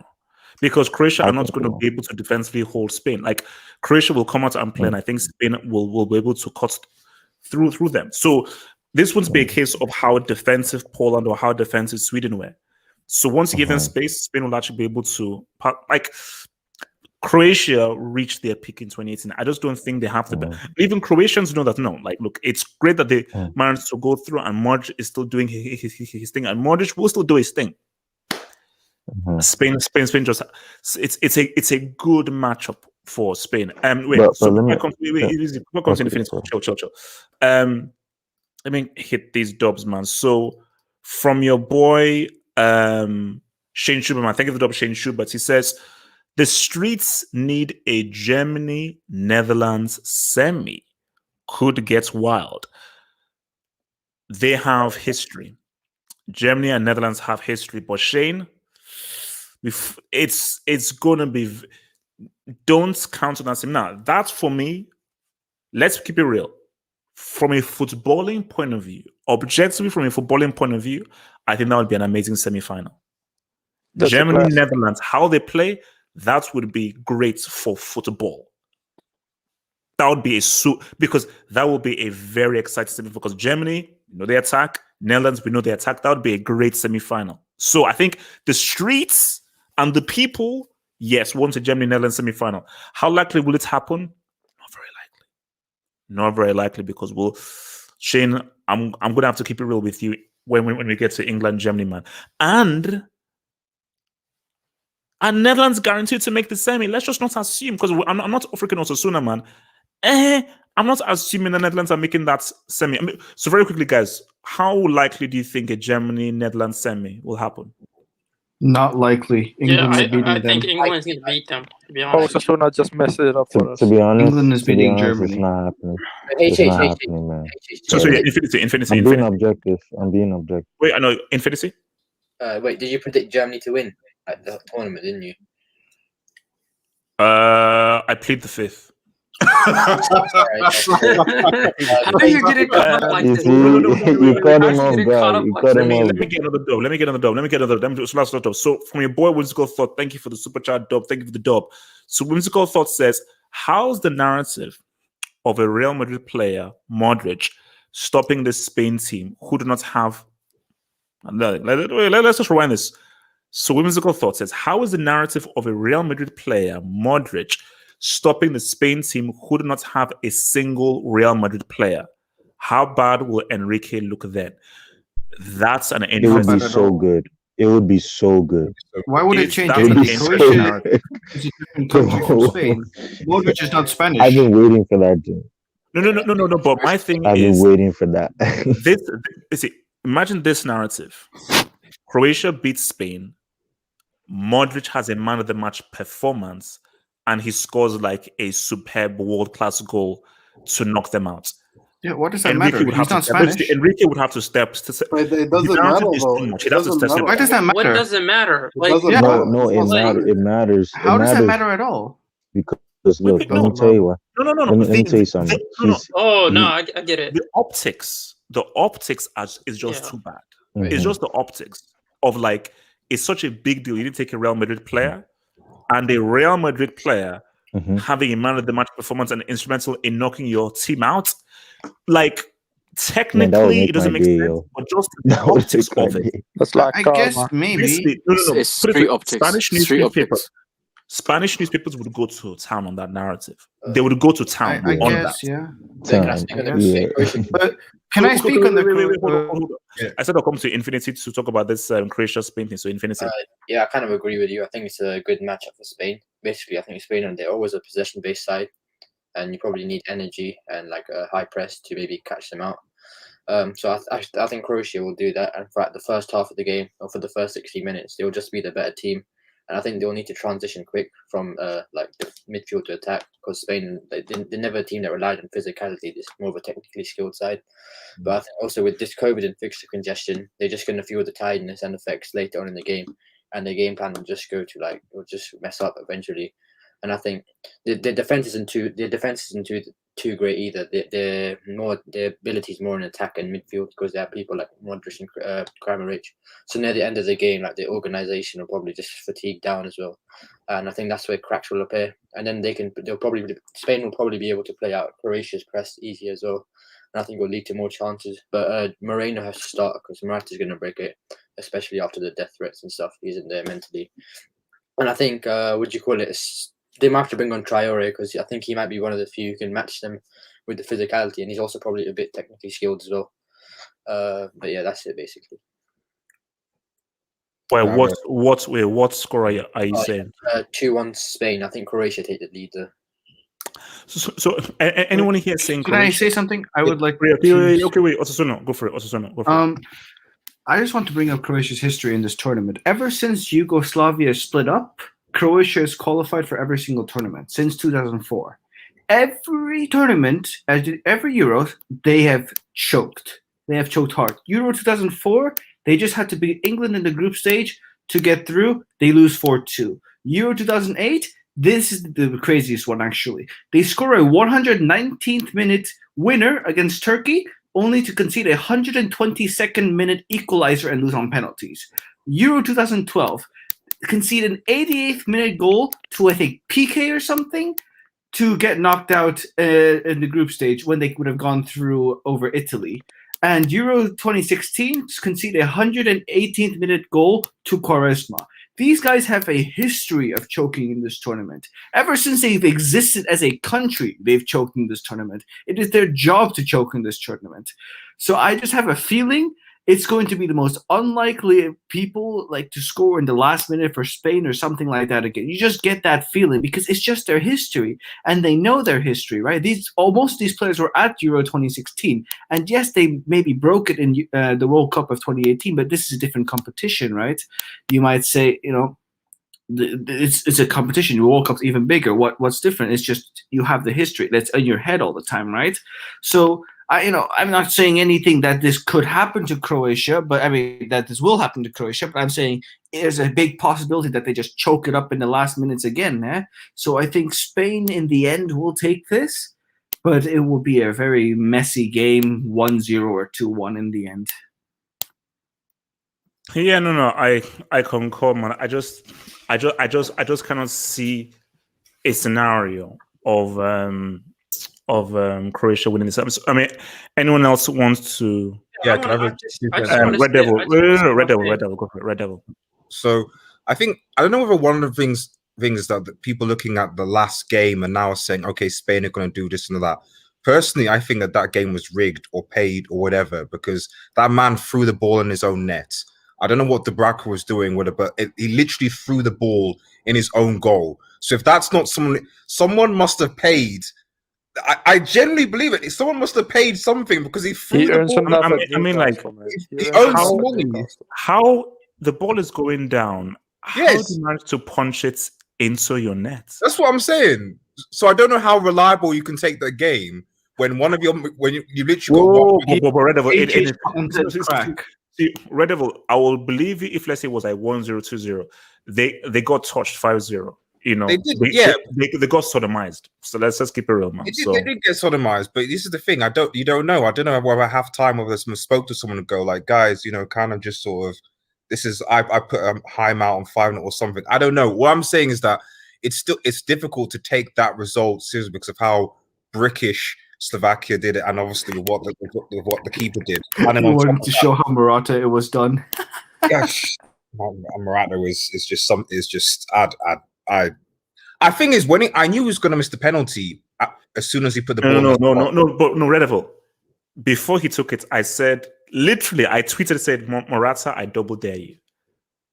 I said because it's like, okay, this is not even funny now. Like, because we've clowned you. You missed an open goal. You missed a 1v1. Don't miss a penalty. I was like, I double dare you. Like, I actually double dare you to miss the penalty, and he did. He did. So it's like, my thing is that if you're Enrique, why start him? You see, especially in lieu of the death threats and where he's mental, because you know that he's not mentally strong. Because I don't think Enrique is going to be stubborn and like, oh no, I'm going to defend him. No, the right thing to do, the most responsible thing to do as a manager, because this is not being a coward or him running away. No, it is the best decision is take him out of the firing line, put him on the bench. And you know what? If let's say it's 1-1 and they bring Morata off the bench, that is what Morata does. He's the guy that can come off the bench and score a winning goal off the bench. Yeah, that, okay, we need a goal. We need you to come clutch off the bench. Exactly. That's what Morata can do. Because mentally, he's a sub. Yeah, he's a super sub. Mentally, he's not a starting striker. Yeah. Yeah, no, this is, and I agree with that. But it's like we said in the preview to that. I think I said this was like I said, Enrique's stubborn, and Enrique will pick him, and that's what happened, and the plot turned out. But now regarding anything, so that's what I'm just saying that like I get what they did, but I'm still not 100% convinced whether that was just a Spanish performance, if it was an anomaly, because the last two games, the first two games were incredibly poor, and I don't think anyone would say that Poland, although they've got the Swedish nuke, Lewandowski, shout out to Lewandowski, I don't think anyone would say that Poland have a better team than Croatia do. Croatia have a better team than Poland do. So, yes, okay, in theory, if we get the Spain that we saw against them again, and, you know, no one is bribing anyone, you know, then I can see Spain going on being favourites. But if Spain give the performance they gave in their first two games, just being essentially just being very possessive, passive, but to be honest, quite lethargic, because the passing in the first two games, it was almost like England at times in the way. It was just slow, sideways, like there was no penetrative passes. It was just, okay, let's hold on to the ball, but that's great, but like there was nothing actually in the danger areas, although they obviously had their chances. So I still think that this Croatia team can be dangerous, you know, and obviously they got the business done against Scotland, who everyone said was apparently, you know, we're going to qualify from the group. So you know what? Who said Scotland were going to qualify for? When they held the draw against England, I'm hearing man saying that Scotland are going to qualify because England were going to be as Twitter anyway for you. So I said Twitter, man. That's stop poisonous toxic. Reactionary anyway. So, but anyway, yeah. Long story short, I'm probably going to say I'm going to go for a draw, Croatia, Spain draw, and then I think Croatia win on penalties. Can I speak on this, bro? Okay, very quick, though. So I said again?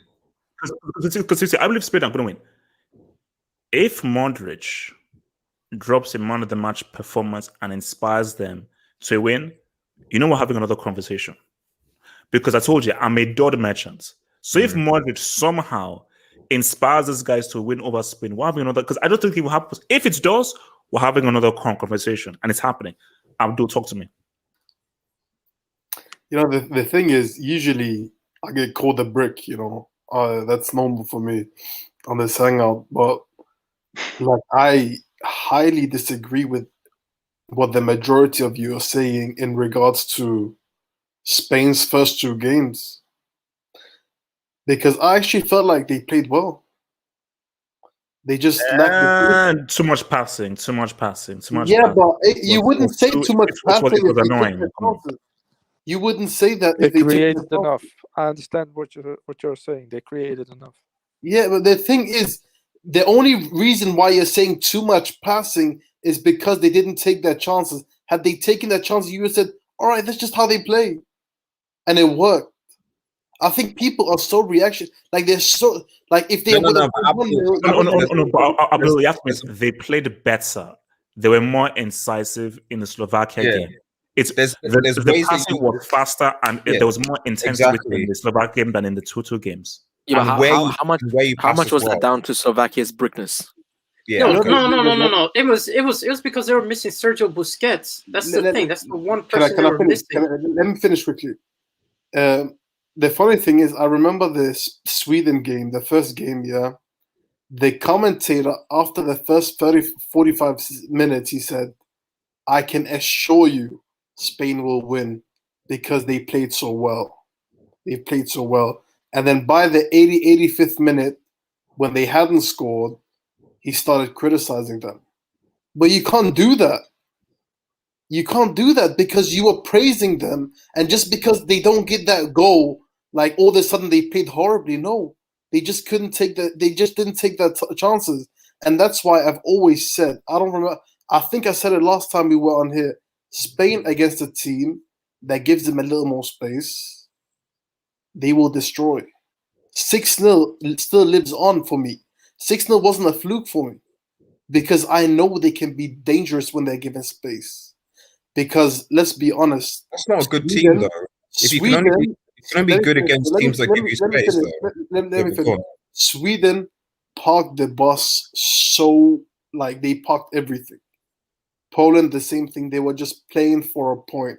I'm telling you, I promise you. You're not a good team. When Spain play a team that gives them a little more space, you're going to see a completely different team. Do you remember Spain against Croatia 5 years ago? Croatia do know how to park the bus. I mean, if you can't break down the team, that's not my point. That's not my point. I'm talking about the two games they played before the Slovakia game, because people are saying the Slovakia game was a fluke. No, in my opinion, the Slovakia game is what those two games should have been if they took their chances. Because for me, they didn't play very, very different in that. No. I mean, I do agree with you. You are right about that, yes. No. See, I think this will be a better matchup for Spain because I think Croatia are they're not just gonna come out and fully expose themselves, but I think Croatia are gonna give them a little bit much more space for them to maneuver. And I just think that if Spain's passing can be given a lot much more space and they don't have to go through like a flicking 2 bags of 4 then they could do so. From what I've seen of Croatia in these 3 games, from what I've seen of Croatia in the 3 games and Spain in the 3 games, I see Spain beating Croatia. Yeah. I just see. Why does he keep playing him? Keep playing who? Morata. Why does he keep playing him? You see, here's the thing. There is how we view things from the outside and how you view things from the inside. See, from all of us on the outside is, oh, he's trash, he's crap, don't play him. Now, if you're not going to the inside camp, maybe he has a good relationship with Morata. Maybe they're very close. Maybe Morata is very popular. But that shouldn't matter. That shouldn't matter. No, wait, but let me explain. See, I don't agree with this, but I'm just trying to explain to it. So it's a case of when you're inside a camp. See, when we talk about this stuff about, man, why did they drop him? We are not inside the camp. We are human beings. And as human beings, we live life through relationships and how we relate to people. So if Morata is a very nice guy, you get along with him, you have a strong rapport with him, how they will feel the criticism is ignore that. I trust you because I so believe in you, because we have such a strong rapport, I'm going to show faith and loyalty to you. Now, for me, that's a mistake. Because my thing is that as a manager, as a manager, there comes a point where this loyalty thing is, you should be loyal to a point. I think loyalty is good because I think, if you believe in someone, loyalty is just a good thing to have as a human being. But it comes to a point where, okay, you have to now take a step back and just make the decision that, this is not going to work. And I think me being loyal, I'm not being loyal to a fault. And whatever your relationship with somebody is, whether the guy is the nicest guy in the world, you have to do what is best for the team. What is best for the team is it's not working with him. And you must know him that he doesn't have the same kind of mentality that a Cristiano has where they can miss a penalty and everything, but because they so believe in themselves, they can come back. That's penalty miss. Oh, Morata is done. I will be shocked if Morata scores again at this tournament. I'll be shocked. You know why you're right. You know why you're right. Do you remember when he scored against Poland and he went instantly over to him and hugged him? But the thing is, everything you said about why he might be starting Morata, you can literally put Enrique's wife in that sentence, and it would make the same sense. She's loyal, great relationship. But you don't start your wife because she's not a footballer. She's not gonna score your goals. But no. But Abdul, it's how these things. There's so many times when I look at teams and say, "Man, why does this guy keep on playing?" And you have there are managers. Mourinho is a perfect example. See, the guys like Mourinho, who, bro, he will just cut you because he is cutthroat. But a lot of managers are, if you're close to someone, you're almost making it a point because you know what it is? Let's create a scenario. And I don't think this will happen. Let's just create a scenario. It's 1-1. Tight game. It could go anywhere. 92nd minute, Morata scores the winning goal. How does Enrique now look? Because, and let's say that put it this way. Let's say he starts Morata. Morata scores the first goal. Croatia equalize. 92nd minute, Morata scores the winning goal. How does Enrique look? I believed in him. I stood by him, and he came good. And how does Morata view Enrique? My God, when everybody says that you should have dropped me and put me down, you kept faith in me. You still believed in me. And then I gave you the first goal and scored the winning goal. So that could be a scenario. And see, the danger is managers love that. They love that whole thing of like, man, when everybody said I should drop him and everything, I stood my ground. And then, my gosh, he came to me and who was the guy that stood by him? It was me. But that's stupid, you know. Okay, Abdul, then to Red Devil. Abdul. Okay, go no, on. but like I get what you're saying, but when everyone is saying that this guy is trash, you know, most often he is trash. You know what? And he's not gonna give dividends for you starting him. But you know, it is what it is. You know, you're right. No, I'm just spacing out. Because he's playing Moreno out of position to play Morata because he's trying to make a point. Because my thing plays on the right sometimes for Villarreal. Yeah, he does for Villarreal. Oh, no. But I'm saying that where I don't care where he plays for, he can play on the freaking moon. You've got a guy who is a brick right now. So Moreno, I don't care where you play for Villarreal, you are a starting striker. Because you scored 23 goals you scored 23 goals in La Liga right now. You are a main striker. Be there, and you are a main goal scorer. You can now, in a striker, no, you can go out wide, you can move around. You don't have to stay in a central position, but you are a main focal point striker. We're not putting you in a place to try to, because Morata can't be on the pitch. He can't be on the pitch because after he can be. Sorry, I said Red Devil. Talk to me, Red Devil. No, I was just going to say, like, kind of, what is the alternative? Like, I'm not I'm defending Morata, but okay, yes. Are we sure that if you drop Morata and you then play Moreno as the center, I don't know who will play on the left and the right, that would actually work? Given the Spanish system, that'd be more effective than having Morata play as a striker. No.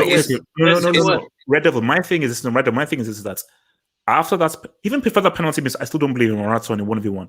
Red Devil, after that penalty miss, if it's 1-1 and Morata has a 1v1, how sure are you that he'll put it away? No, I'm not saying that he's a good finisher, not at all. But I'm saying, is this like, for example, similar Timo Werner situation where he can finish his lunch to save his life, but his mere presence and also his pace, as well as the fact that he's obviously bringing other people to play, still managed to do stuff for Chelsea. Whether that's for me in these games, I don't know what Morata brings. You see, Werner, you're right. Werner is garbage trash, gutter trash, but because of his speed, he can stretch guys. Morata isn't particularly fast. He isn't really producing or passing or creating for Can I talk about this topic? He presses well, but so yeah, I've said my piece. But yeah, I think he presses well. Maybe that's it. Can I say something? No. Wait. Zeman and then Safon. Zeman. You see, the problem with Morata is I feel like he's not as fluent as other people in the bench. If you bring in Oyarzabal, what you can do, what you have is a guy that could play in multiple positions that's really good at link-up plays, and he can produce goals for you. That's the problem with Morata. Morata can't score a goal to save his life. It's not only that, it's the fact that there are better players that are better than him when it comes to link-up play. That's why Morata shouldn't start. Now, the problem is, if you start... No, here's what you get if you don't start Morata. What you get is Moreno up top, and then you also get what you also get is Oyarzabal being able to transition left and right, giving enough creativity so Moreno could just focus on scoring goals. That's his primary position, just to score goals. With Morata, you don't get that. In fact, you lose more by starting him. That's the biggest problem with Enrique's setup. That's why I think Morata should get benched. No, and that's the key. Before I come to Safan, is a guy that gave you 23 goals in a season has shown himself to be a goal scorer. Now, I'm pretty sure I can almost put money down. I don't think Morata has ever scored 20 plus goals in a domestic season. I can almost guarantee that he's never scored 20 plus goals in a domestic season. So a guy that's given 23 goals obviously has an eye for goal, which means that if you now put creative guys around him and just puts him in position, because put it that way, that chance that Morata had in the Sweden game, I think Moreno scores that. Where he turned 1v1, I think Moreno scores that opportunity. So Spain can't have, in a tight game, you have a 1v1 and you miss it. Football is tough, man. And when it comes to the knockout stages, and these 1v1s that come, 1v1s don't come around very often, you have to be clinical and put them away. So that's the danger. So Safwan, you want to say something, Safwan? Yeah, the reason why Spain won that much against Slovakia is because Van der Vaart, he's a pundit on Dutch TV, and he said that Spain were horrible the first two games. And the Spanish players, they knew about it, about his comments. So I think they also were very, how do you call it? Motivated to win against Slovakia. Because Busquets, he said something like he was pointing towards the Spanish Holland game in 2010.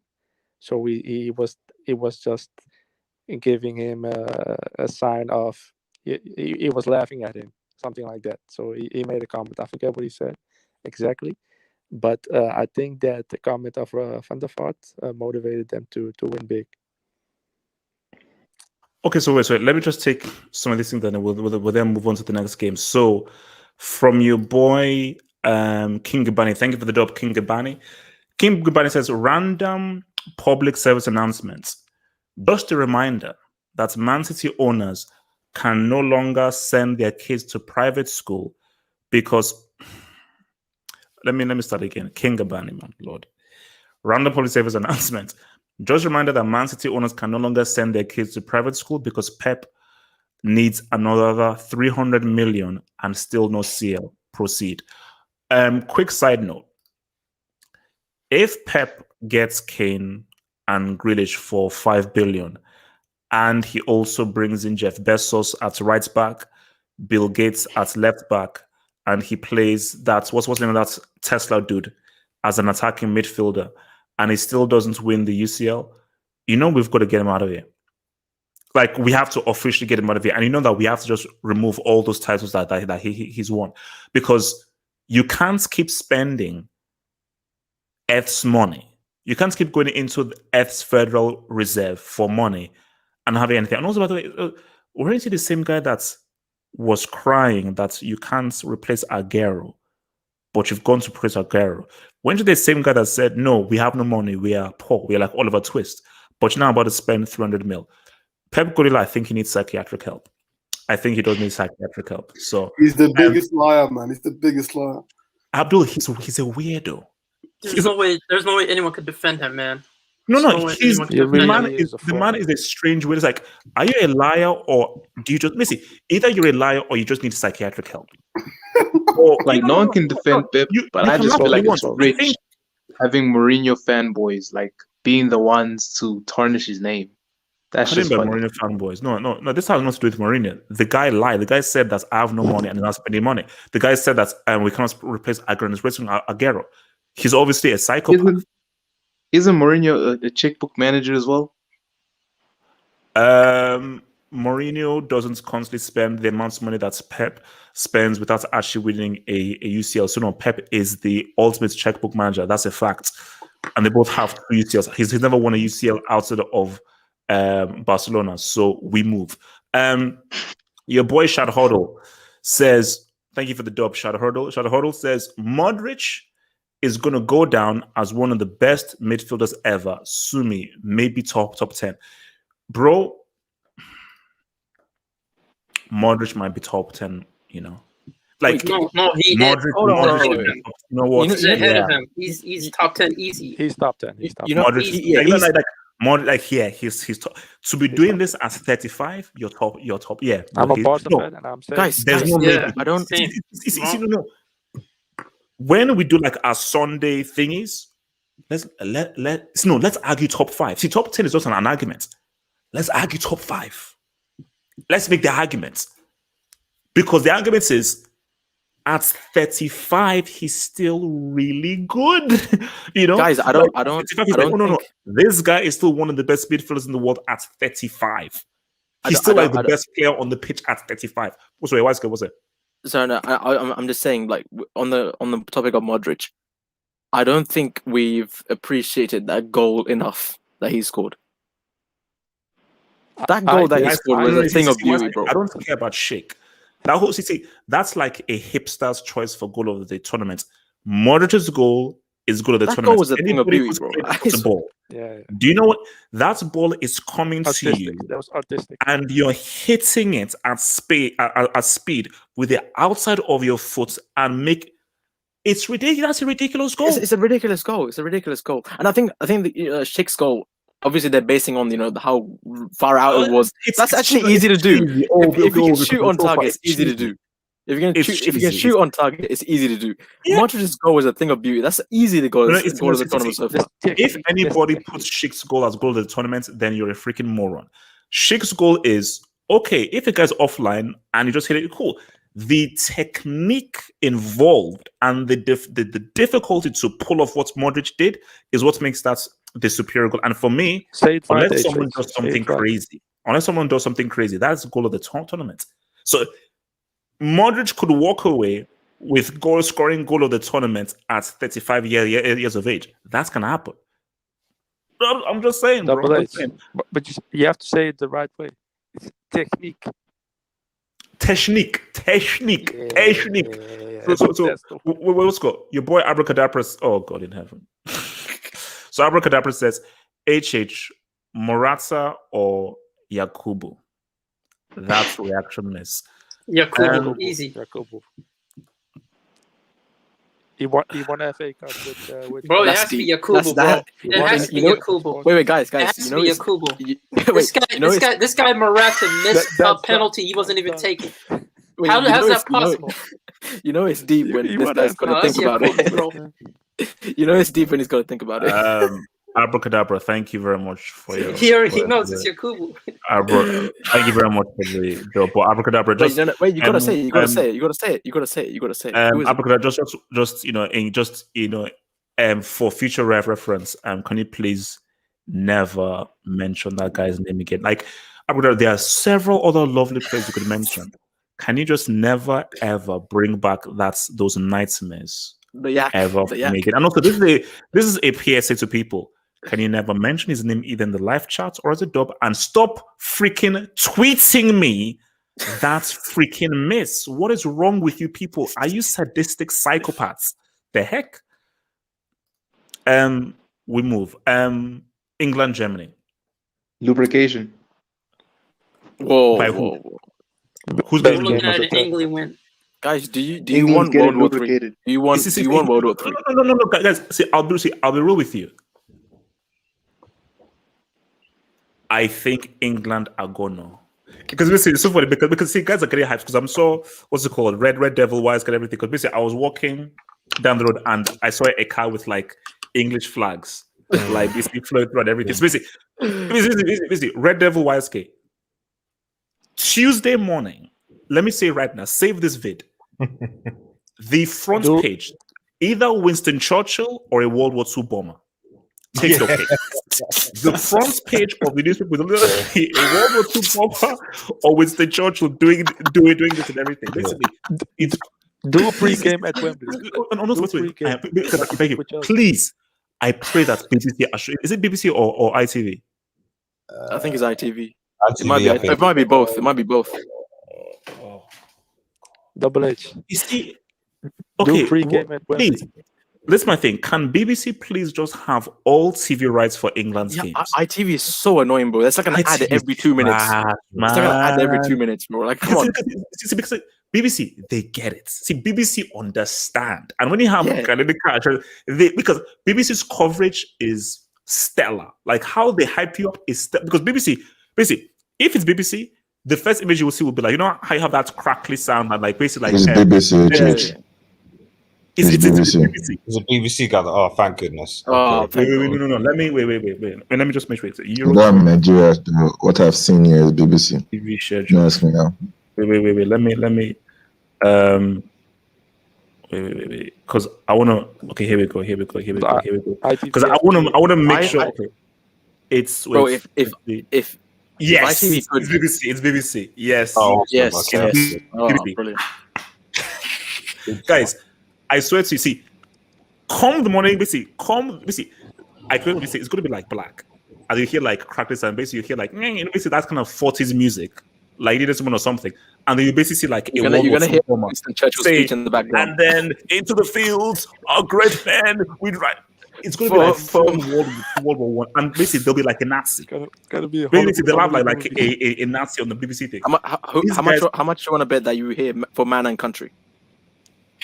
No. How much? Why is that's too? Why is it? Come on, that's too easy. But see, you know what I always find funny is, do you realize that the German guys you play, these guys were not even a thought in 1939. So these guys that you're playing, even if you go back to 96, those guys were born in what, the 60s or the 70s? So, and the guys you're playing now, some of this, Musiala was born yesterday. You know? So, but England, they will never see England are tradition merchants. They're tradition history merchants, and they will always put a narrative. And you see, for me, Germany have never. England take this game more seriously than Germany do. Germany are like, I don't think Germany actually cares that much.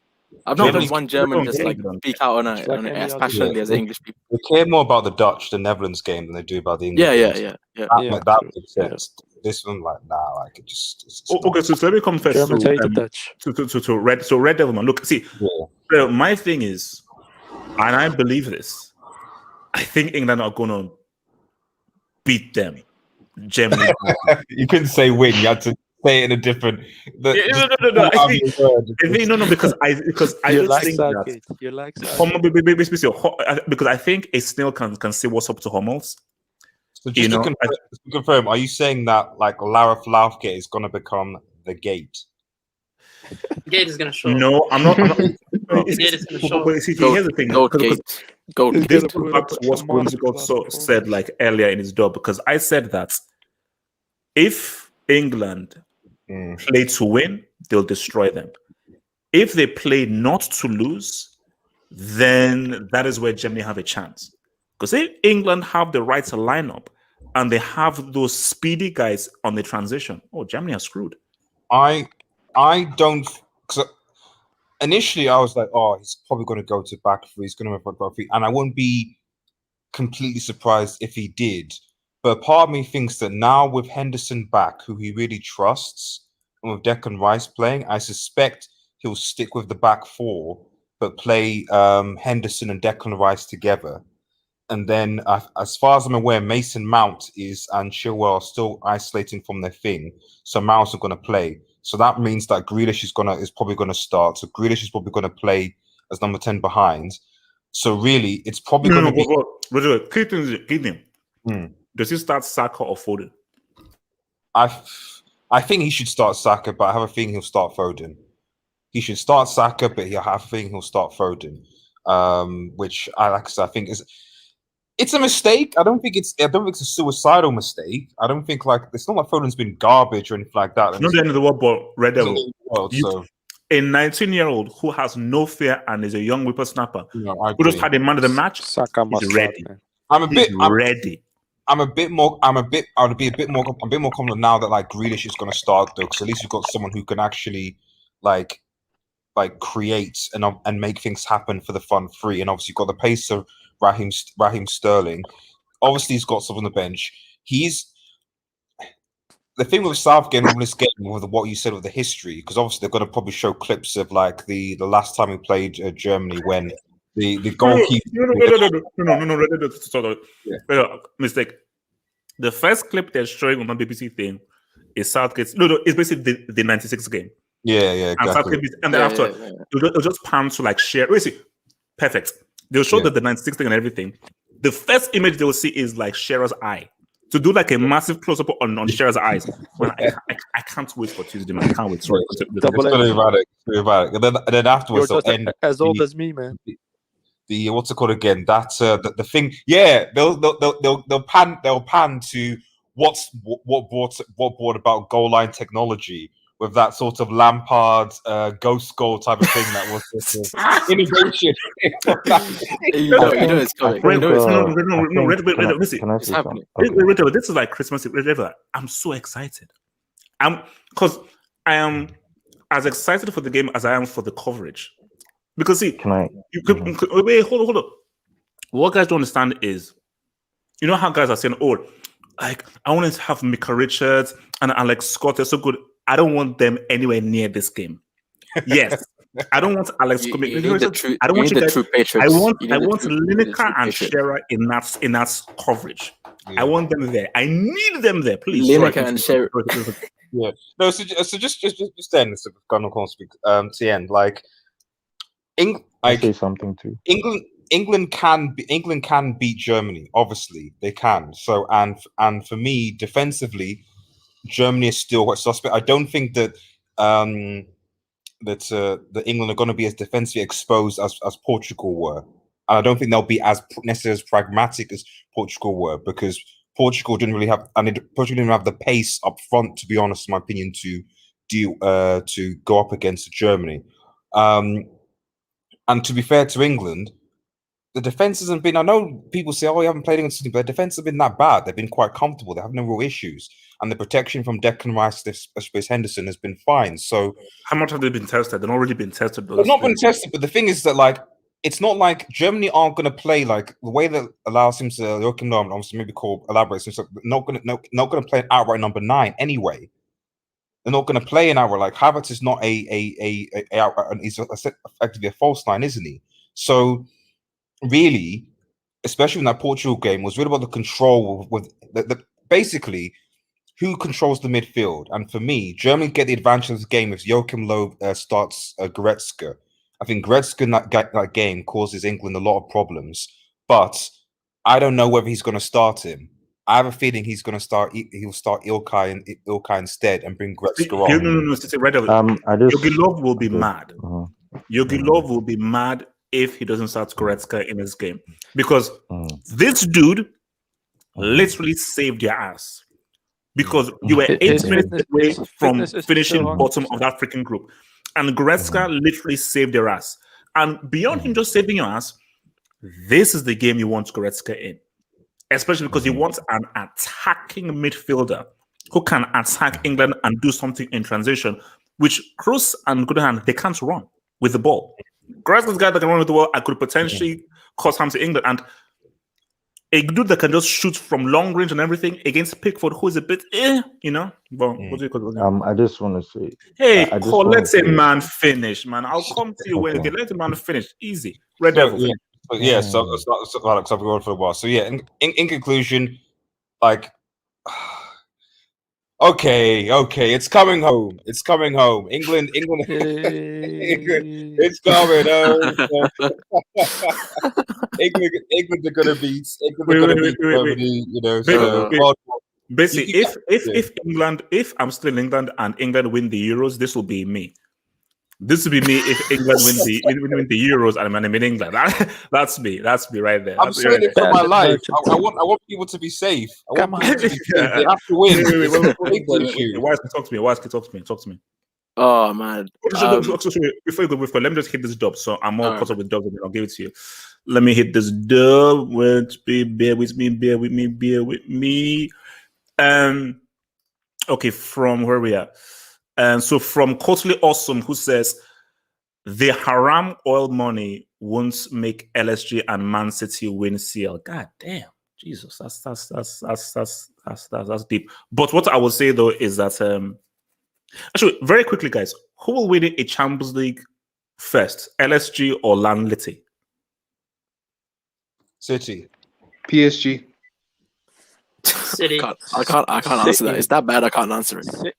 Now if PSG. PSG get Pogba It's this not that season, bad. they could actually win it. PSG. They've actually gone close. I'm going Yeah, I to think say LSG. I'm gonna say Man City. The jinx lives. The jinx lives. Whimsical thoughts. Who says Hope?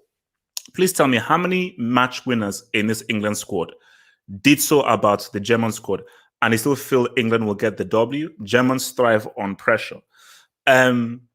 I believe that, say all you want about him, Sterling is a match winner. He's shown that he can play badly, not do much, but just find a goal.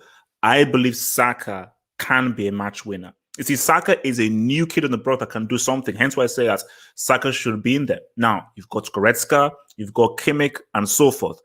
From what I've seen of Germany, and me looking at Hummels and England's attack, if they pick the right players, I think they can say what's up. I mean, do you guys agree that England have no match winners?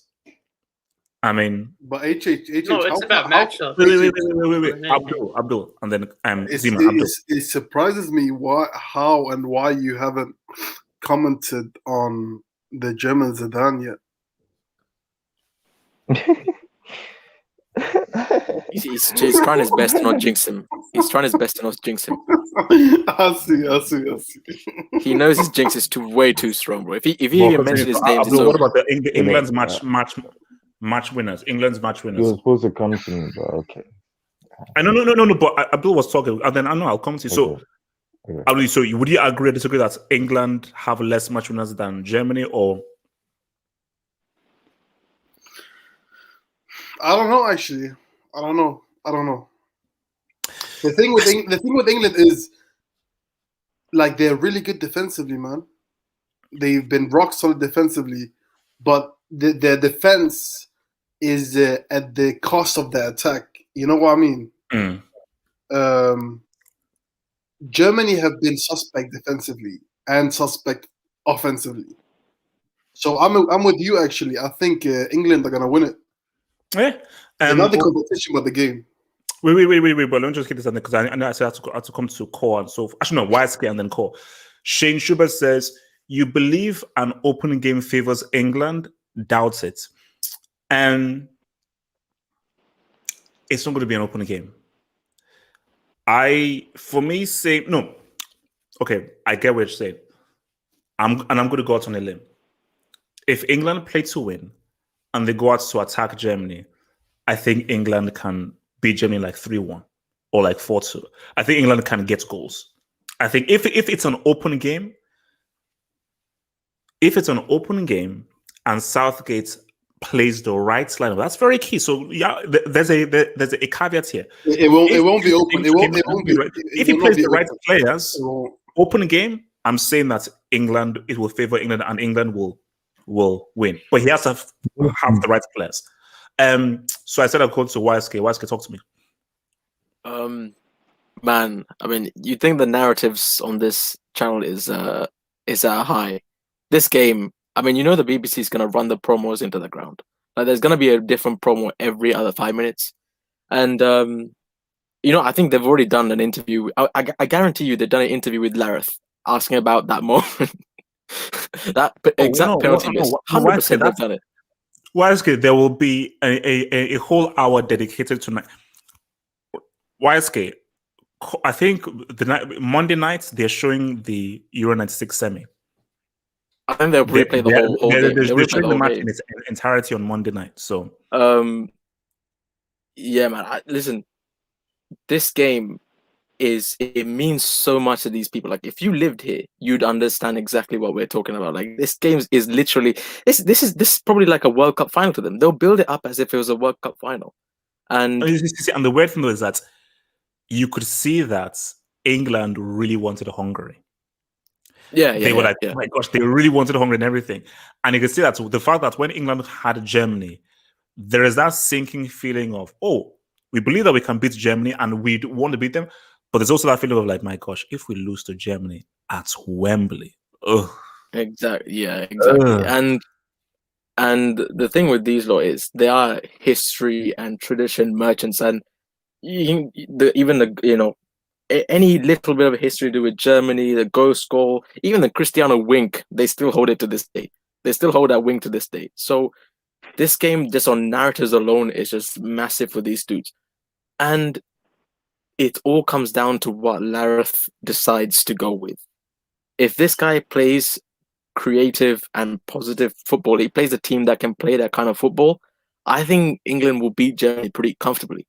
Because that defense with Lummels, the only guy slower than Larry Lane in this tournament, they will do some serious damage. And you know what? I think the sick thing is, like, we were all like happy about Saka playing against the Czechs. I really think in Larrett's head, that game was a throwaway game. I think that was a throwaway game, and that's why he played Saka. I don't think he played Saka because he really wanted Saka to play and he wanted to see what this dude is all about. I think he played because Foden had a yellow card, and so if you get it, so because you don't cancel the yellow cards, and so I think it's the quarterfinals. So if he picked up a yellow card, that's why I said Foden's probably going to play the next game, because he picked up a yellow card. Then he's definitely he's definitely starting. He's definitely starting. Yeah. Isn't it funny how things happen though? Is, as you said, you're right. He played him because he wanted to protect Foden, but Saka plays and was man of the match. So now you now have a big decision to make. Do you now just say, "Oh no, I still trust Foden, even if he's not really done anything at these Euros," or do you go with the dude who just gave you a man of the match format and is ready to pop off? But I believe he's going to start Foden. I see he should start Saka, but I believe he's going to start Foden. With what Red Devil just said, he's definitely starting Foden now, because if he protected him for that game. But my thing is this stuff, because I want to talk the German. How do we get Joshua Kimmich playing in midfield? Because let me be real with you. If Jogi Löw finds a way of putting Joshua Kimmich in midfield, this entire game changes. Because see, for me, I am favoring England because Kroos, Gundogan, and Miller. If Joshua Kimmich is in that central midfield creating, that changes this game. Changes the game. Why are you so reserved on Toni Kroos? Like, he's actually been pretty good this tournament. Look, why is he continuing? I think with Kimmich, I think Löw likes the way he's been playing on that right hand side. I think he's obviously. I don't think we probably obviously prefer him playing in midfield, and that France game was a huge miss to see Kante and him go up against it. But I think how he's performed this tournament so far, I think he'd carry on playing him on that right hand side. Larry Lane, bro, you have to turn up this game. You have to turn up this game. Guys, we all slander Morata. He has a goal more than Larry Lane. Yeah, I mean, we can insult him all he has a goal more than Larry Lane from open play. No. As much as we climb Morata, Larry Lane has been one of the worst in this tournament. So Larry Lane has been the most disappointing. You see, Morata's like, okay, but he's been the most disappointing.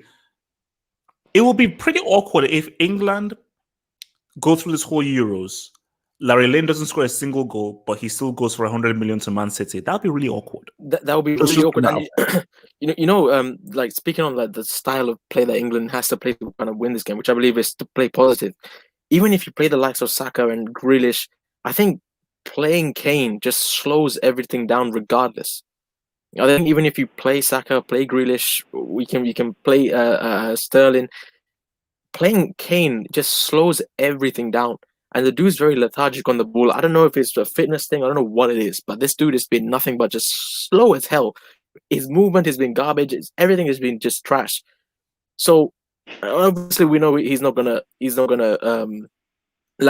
drop him. I mean, there's more chance of Löw starting Werner than him dropping Kane. So there's no way that's happening. And you know what? Wait. Shout out to Jogi Löw, man.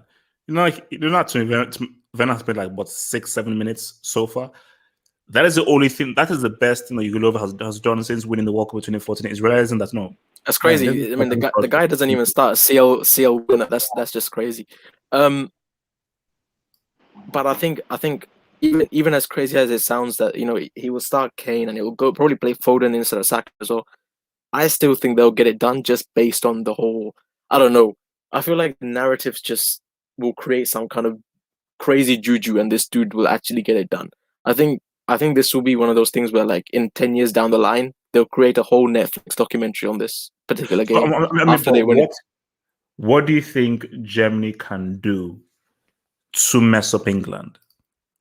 See, I think Germany just need to as long as they play positive and they don't open themselves up as much as they did, especially in that in the France game. If France took their chances the way they did, they would have lubricated them quite easily. They went back to a more of a compact kind of way of playing against Portugal. But again, like I said, I don't think England can break them down, even with the pace of Saka and Sterling. When Kane plays, everything goes through him. Like, there's very little runs in behind. The only time I've seen runs in behind is when you want to hate on Rashford, but the only times I've seen runs in behind is when Rashford was on the pitch instead of Kane, because Rashford is very direct. He's very direct and straightforward. He's not worried about holding the ball up and playing someone else in. That's the only time I've seen them get in behind. So with Kane playing, they're not going to do that. But with all that in mind, I just think that this game is just built for England. Saying that, if these dudes get lubricated at Wembley, bro, there's gonna be a problem. There's gonna be a problem. There's gonna be a problem. Get those filthy thoughts out your brain. It's happening, guys. I'm telling you, England's getting lubricated. Cole, talk to me. Talk to me. So Yogi Bear is contemplating on turning it back to a back four against England. And he wants to play Haustenberg, Mueller, and I believe. And how do you know this? Why? Yeah, are you an insider in the German team? How do you know this information? Listen. Okay, listen. I have a reliable source on Twitter who gives these stories out, and he's saying that he could go back. Wait, guys. Did you just get ahead to what this guy said? You see, normally you just say, I have a reliable source. I have a reliable source on where? Twitter. Continue. Mm-hmm.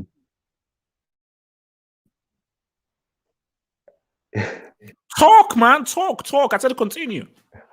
Okay. Well, you could go check my assignment. Okay, this is my thing here is dealing with England's midfield transitions. You understand what I'm trying to say? The transitions of England's midfield in terms of the counterattack will be the problem. And if we can find a way to stop that transition of England from the midfield to the attack in terms of counterattack. No, so sorry. Did you just say we? Okay, all right, Germany, okay? If Germany can do He's fully covered. Bro, this is like next level. The conversion is complete. Cool. Do you speak any German? I know that if you come up with any mumbo jumbo, Shane can fully verify it's trash. Do you speak any German? You don't need to speak German to be German. You can speak English and German to understand. All right. Okay. Continue. All right. Continue. Okay.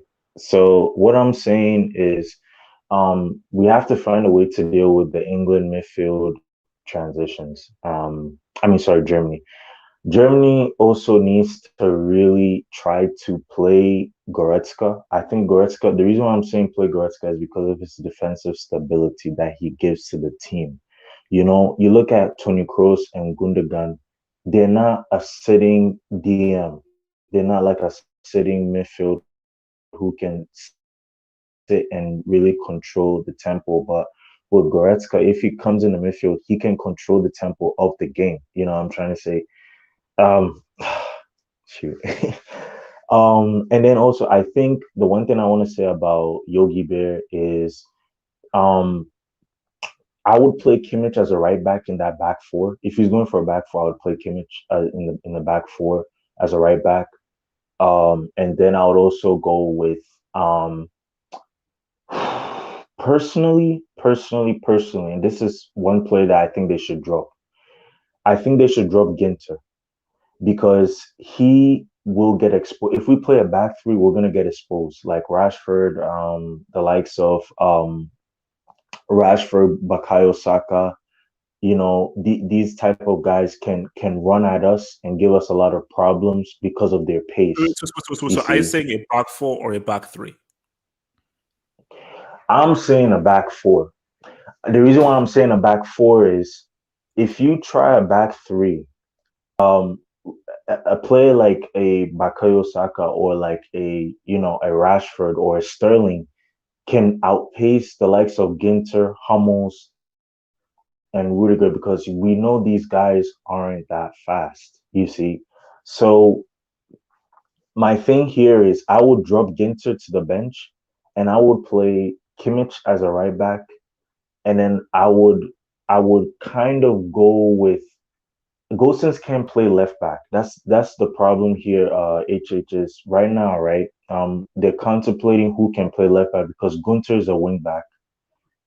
This guy Haustenberg is also a wing back, and this guy too is also a wing back, Gosens. So I don't know who can actually play as an actual left back in the German team because it didn't look like he brought any left backs.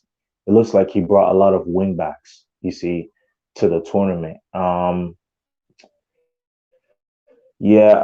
also I think one thing that I really want us to also do is wait. Are you leaning towards a Germany win or an England win?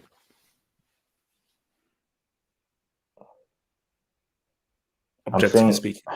HH. That's my name. I'm being really objective. Okay.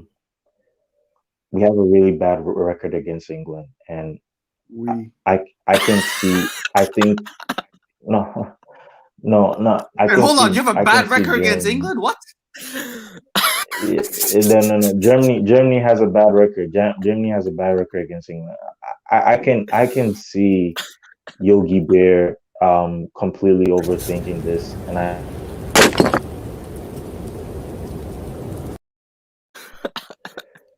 think it'll be 4-0 England. 4-0. Wait. The last time that England and Germany played, who won?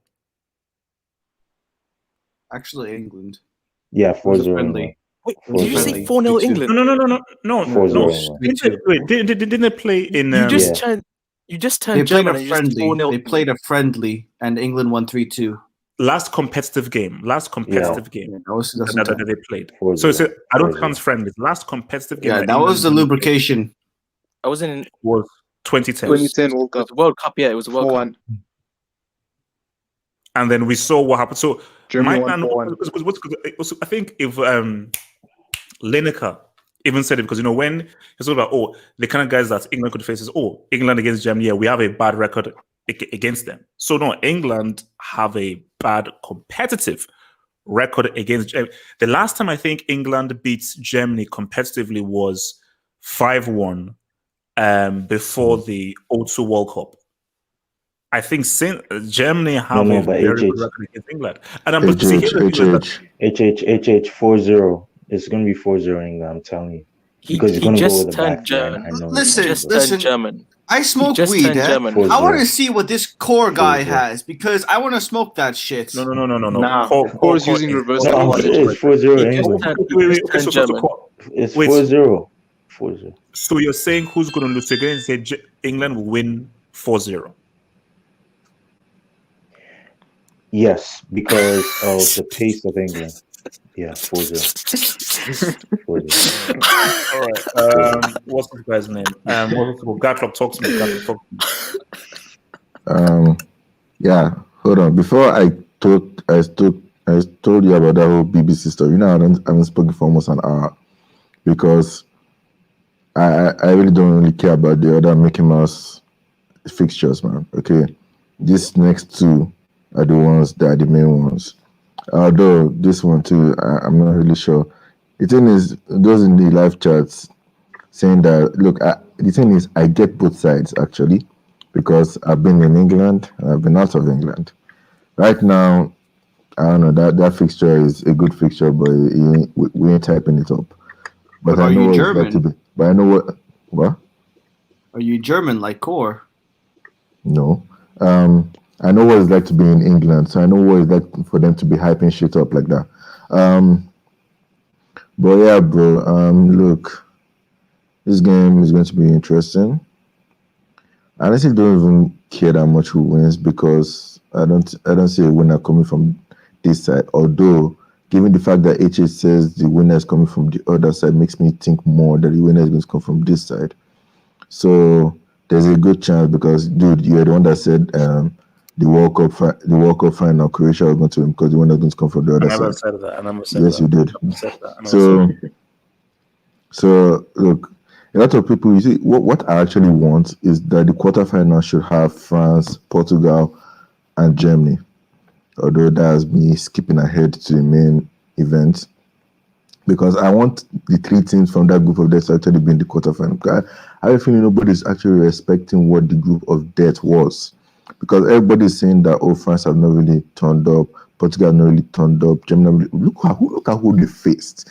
Okay, the rest of you are playing Mickey Mouse and Donkey Kongs, and while these ones are playing France and Portugal. I mean, look, of course, and look, Hungary even made that group what it was. Okay, let's be honest. The fact that Hungary took 2 points in that group is already an issue. It should not have happened. Okay.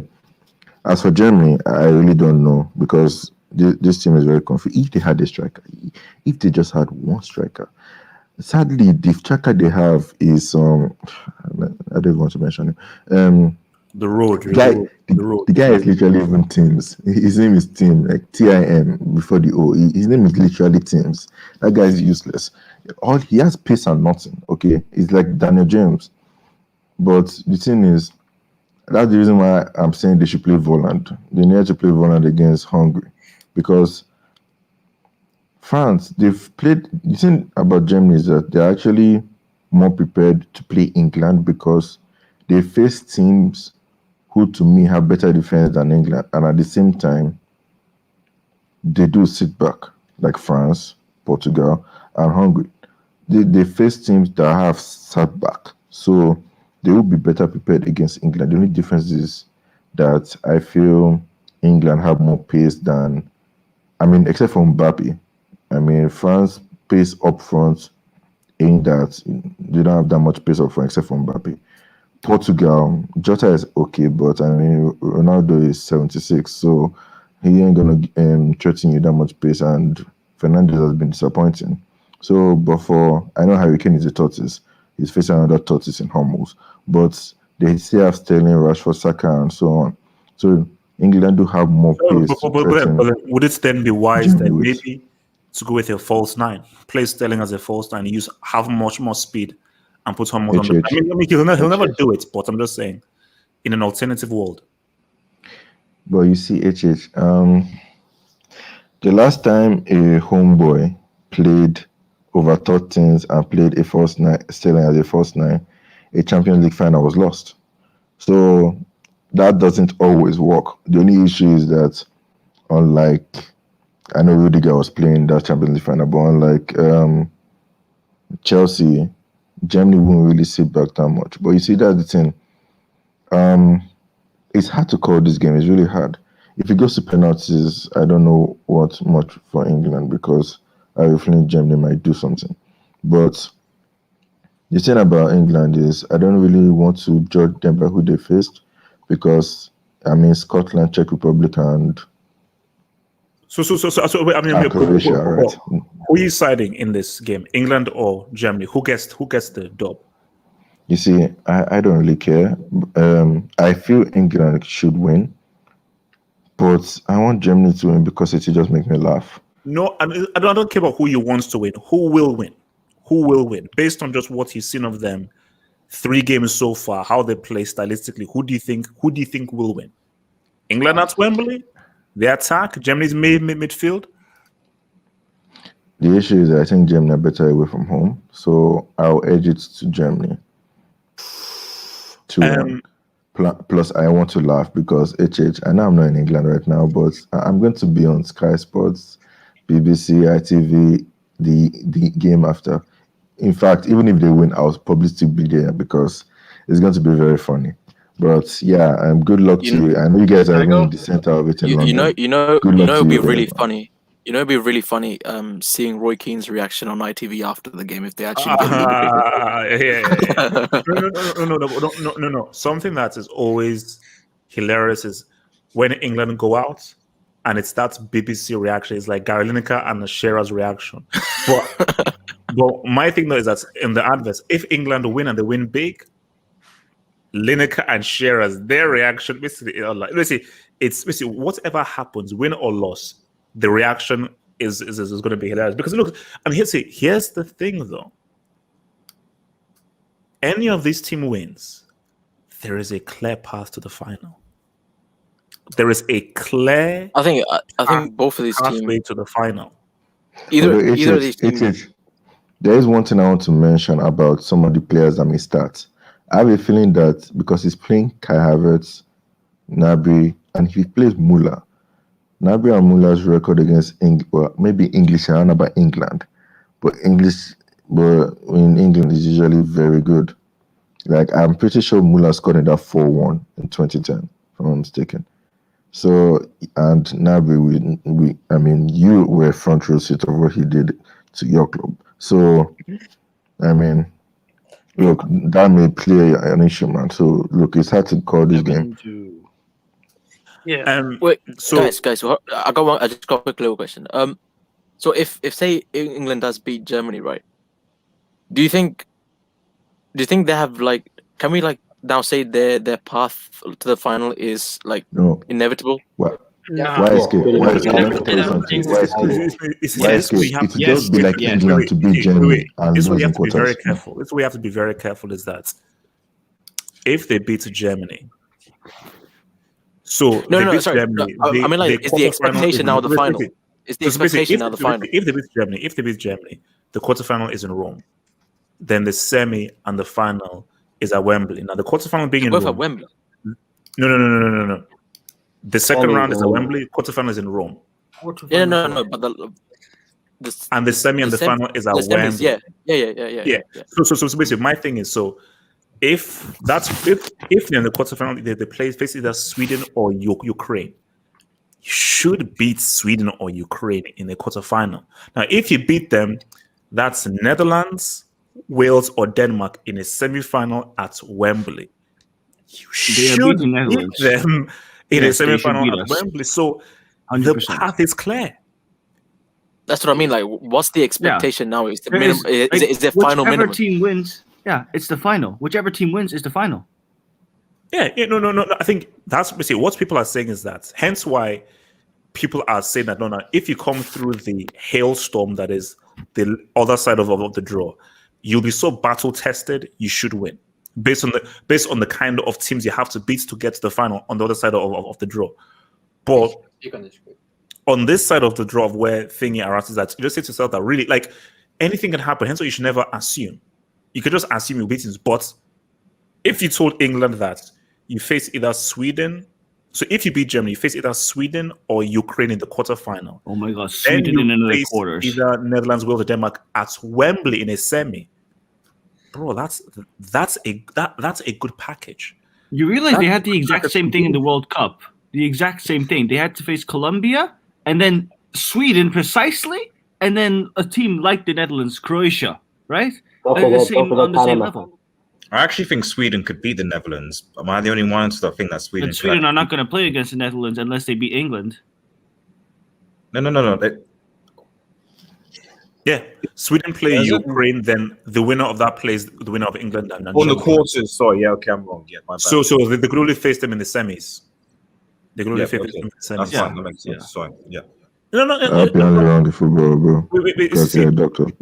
But basically, that is why there is so much at stake for both sides, because you're in a position where you win this. Because again, if you get to a final, anything can happen in a final. So you're just in a position where if you win this game, there is a clear path there. There is a clear path. But it's should we be ignoring Sweden? and Ukraine. Really, should we be ignoring Denmark, Wales, or Netherlands? So, yes, we should. Ignore Netherlands. Man, We are semis. I've been listening to you guys predict all those other matches, and I'm like, I don't even know why you're wasting 2 billion preaches. Like, some of you were making sermons, making issues of why this guy should beat this guy, and I'm like, bro, most of this stuff is straightforward, man.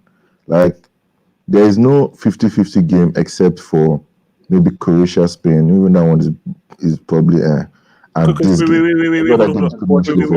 So who else? Yeah, I want to talk. Okay, yeah, I was gonna say for the England game, like everyone said, it's straight up. I do think that England are more favorites than Germany.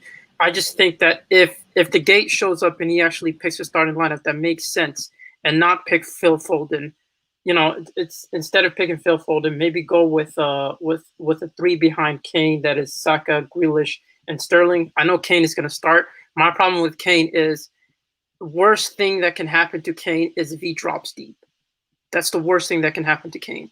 So I'm hoping that he doesn't drop deep, and I'm hoping that he makes the game more entertaining, because all he's doing is causing problems for his midfielders in terms of building up. Now, I do think England should go with somewhat of a reserved game. I don't think they should go all out open space. I think they should go with more of a reserved game in terms of, you know, their back four and their center defensive midfielders maybe being tucked in more so, and giving enough room for Jack Grealish, Sterling, and Saka to make those plays happen.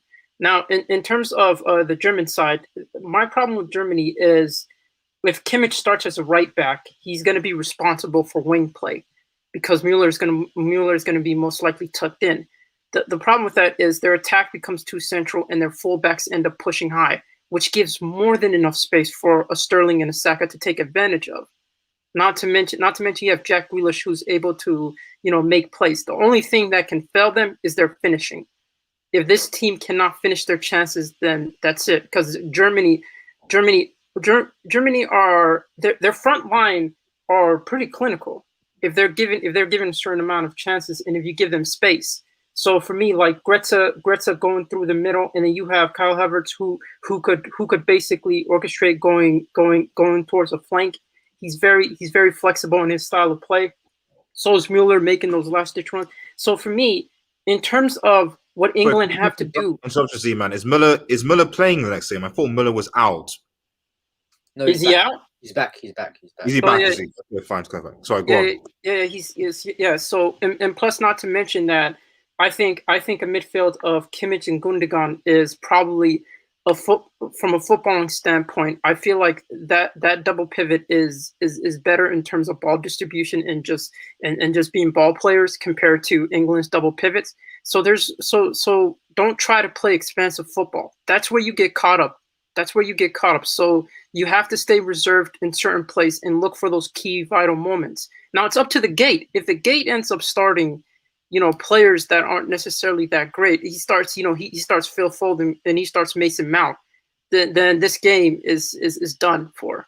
It's literally done for. So it's up to him. And I feel like this will be the game that will keep him in his position more so than anything. I feel like he'll use this game. If he ends up winning this game, he'll use this game as almost a way of showing that he should stay in the English job, even though he shouldn't. So yeah, that's... What's to say? Let me bring in Mr. AR, man. AR, talk to me. England, Germany. Yeah, man. Can you guys hear me? Yeah. Yep. Perfect. So I'll keep it short. I think England will win this, because I don't think we're going to get that same Germany that we got against Portugal. If that Germany shows up, then bon voyage, it's game over. Because I don't think Harry Maguire can mark space, and he's still a bit suspect. But if we get that Germany, then it's a bon voyage. And I agree with you, H. Again, it's like the World Cup. England have a direct path to this final, but I think the war is up top there between those Italy, the Portuguese, the Belgians, and Italy will win it. That's what I have to say. Okay. So wait, let me just get things over, then we'll go to the big baby. We'll go to big baby. So from your boy Abracadabra, I think France versus Portugal will meet again in the semi, and we're gonna get to that right now because I'm making a big admission. But yeah, I think another France-Portugal set. I think France meeting Portugal again in the semi is very, very likely, more likely than you believe, more likely than you believe. And I think if they meet again in the semi, I do think that it goes to penalties. So I think that is super, super possible. Clayton Cruz, thanks to the dog, Clayton Cruz. HH, who do you think would show up more for their team? Larry Lane or Limo? Limo. Because England are playing with 10 men. I don't actually know what Larry Lane is contributing to England. Limo, as trash as he is, at least he's fast. At least he can run. At least he can run into space and everything. So you're telling me you're a fan of pace and power. Is that what you're trying to tell me? No. All I'm saying is that Larry Lane can't run. He can't link in and so forth. Limo, at least the guy... So you're not appreciating his technique? You're not appreciating Lane's technique? Some of the skills, dropping in deep and doing stuff? Compared between the two of them. Because Hazard that made that shot against Czech Republic, we never hear the end of it. Who would you trust more to contribute for the team, Limo or Larry Lane? Kane. Are you mad? Did you see what he did against France? He passed the ball to the other team 3 times. He is not just an 11th player. He is a 12th player for the opposition team. Did you not see that performance against France? Wait. Is this Lane or Lena? Werner. If Kane... Did you see him against France? He was literally France's 12th man. He was their 12th man. He was passing the ball out. Osasuna. If Kane relax. We know they're bullshit. Okay, it's just who's been shit. Red Devil. No, I'm just saying, it's like if Kane scores a hat trick against Germany in Wembley, in England, the far right are coming out. That's what I'm saying. Let's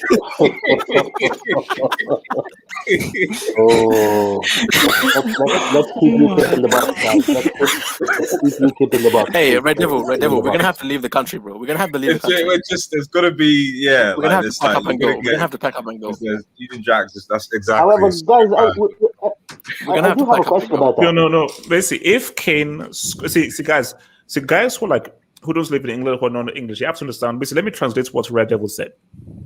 If Harry Kane scores a hat trick against the old enemy, AULD, the old enemy, as they say, the BNP will be the new ruling party of England.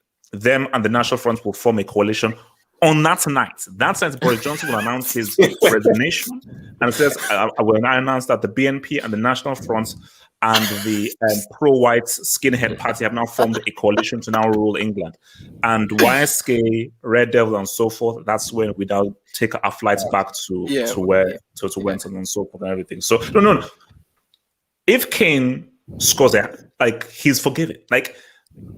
That's basically all his trash that he's done for the past 3 games will be fully forgiven if he gets that dub. All right, guys, look. So this is the biggie. Belgium, Portugal. All right, look. I have an admission, man. Zard, man. Hashtag wait watch. All right, it's working, by the way.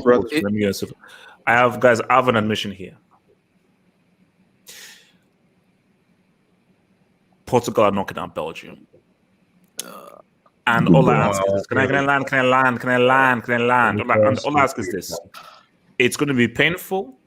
It's going to be unfortunate because nobody wants. Why do you have to ruin the game? Let me land. I know. I'll give you guys the time. Let me just land. It's going to be painful. It's going to be unfortunate because no one wants Cristiano to win this.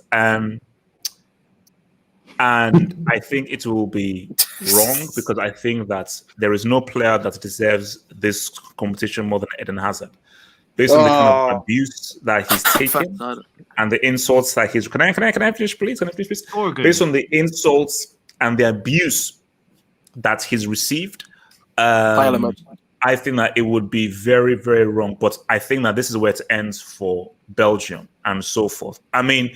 Personally speaking, I am objective and everything. I think it would be if De Bruyne, please do something for once in your life. Do something for once in your life.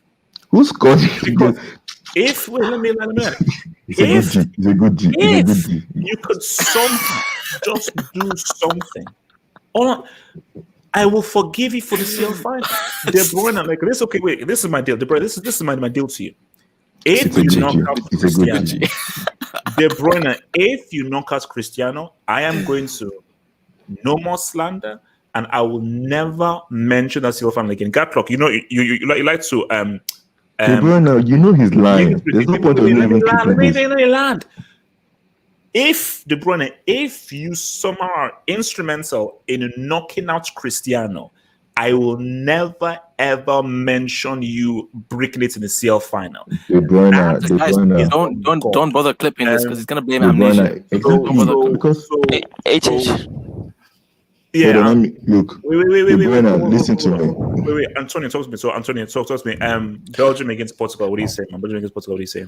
I mean, I definitely don't have Portugal because just what I've been seeing from them, I'm not very impressed. Going into the tournament, but they know how to win, man. They know. I mean, they know how to win. They know how to win. You know, I get what you mean. You know, they might turn it up because it's the knockout rounds, but I have Belgium winning. I just feel like they're the better team, just the way they play.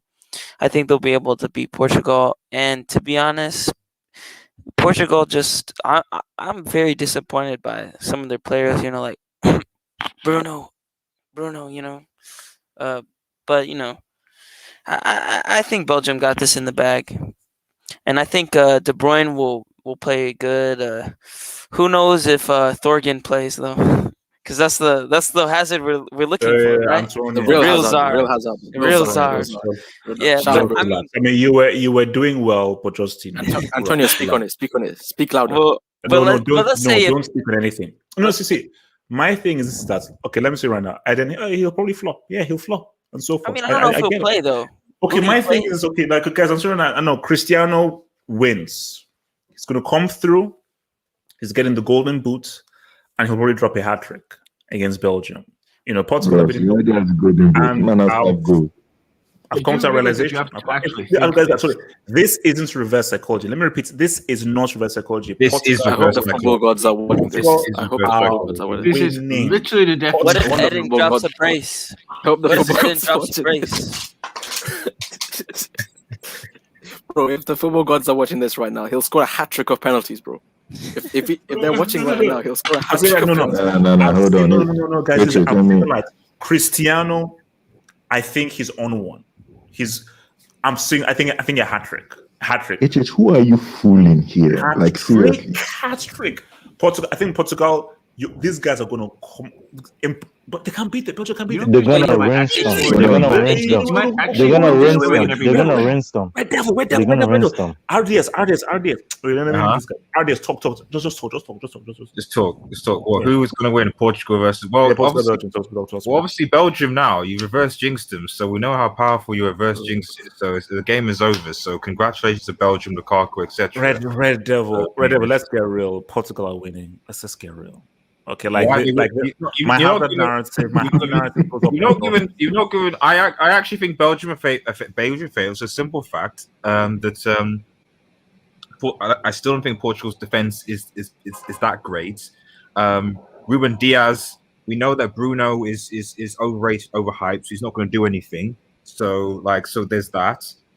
The Portuguese defense as well. I mean, Diaz, you know, world class. He's really not been that great, to be honest. This in the 3 games I've seen him, or I don't know whether it's the partnership or whatever. And I just think that, to be honest, while the Belgium played, they've been pretty good. Like Lukaku's link-up play with obviously De Bruyne, with Eden, you know, and he's finishing like, I think, to be honest. Why are we talking? We're talking about Ronaldo. Why are we talking about Lukaku? Lukaku's having a very good tournament.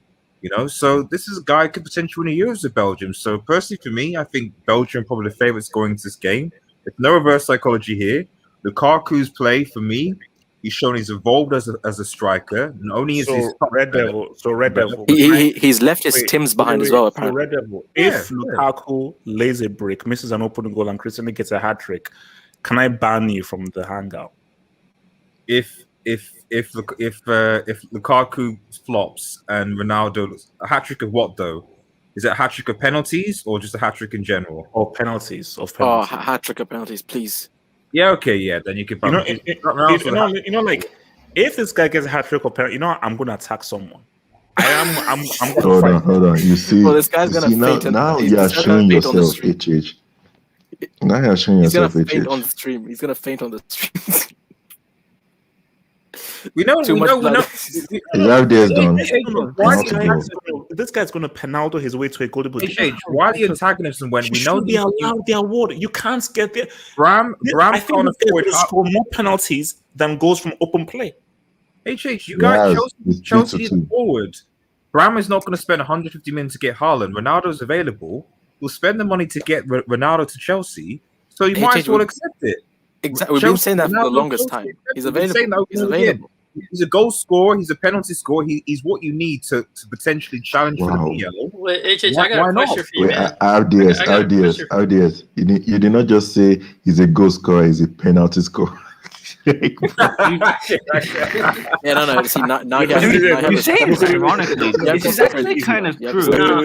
Wait, hold up. So from Abdul, shout out to your boy Abdul. So Abdul for the dub, he says, if Christina ends with 10 open goals, take a sabbatical. Put it this way: if Christina wins another year, somehow gets 10 open goals,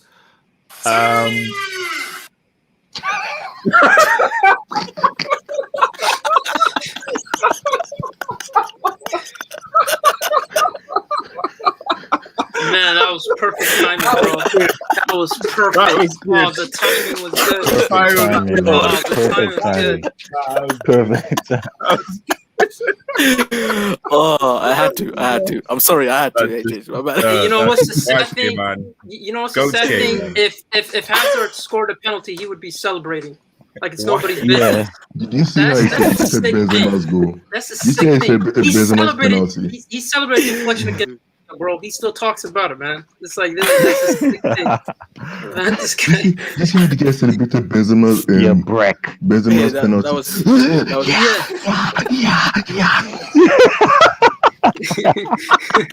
and he criticizes KDB for not doing anything in a final when Hazard hasn't even reached the Champions League final.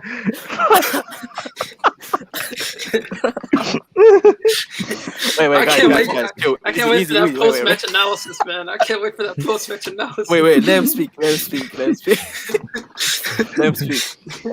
It's your hangout, bro. Take it away. Take it away. I'm praying for your health, man. I'm praying for your health. If Christina gets 10 open goals, I will congratulate him and say, well done. You've done really, really well. But you still not scored a goal in a World Cup knockout game. So let's wait till 2022. The World Cup is next year. Always World Cup knockout game. 2022. I'm hoping that I'd have made enough money as to where I don't need to do any analysis come 2022 because he's gonna that's be there. my main. It's to make enough money that you don't see that you don't have to see me on the streets. I'm heading towards I'm saying to Nassau and I'm moving to an island. We easy. No, I said Zima. Talk to Okay, Portugal versus Belgium, bro. For me, it's Lukaku show, man. Lukaku has to show up. He's the real key, not that other guy. Don't jinx him, Z-Man. I'm begging you. Don't jinx him. No. Begging you, Z-Man. I'm telling you, bro. No. Z-Man, Z-Man.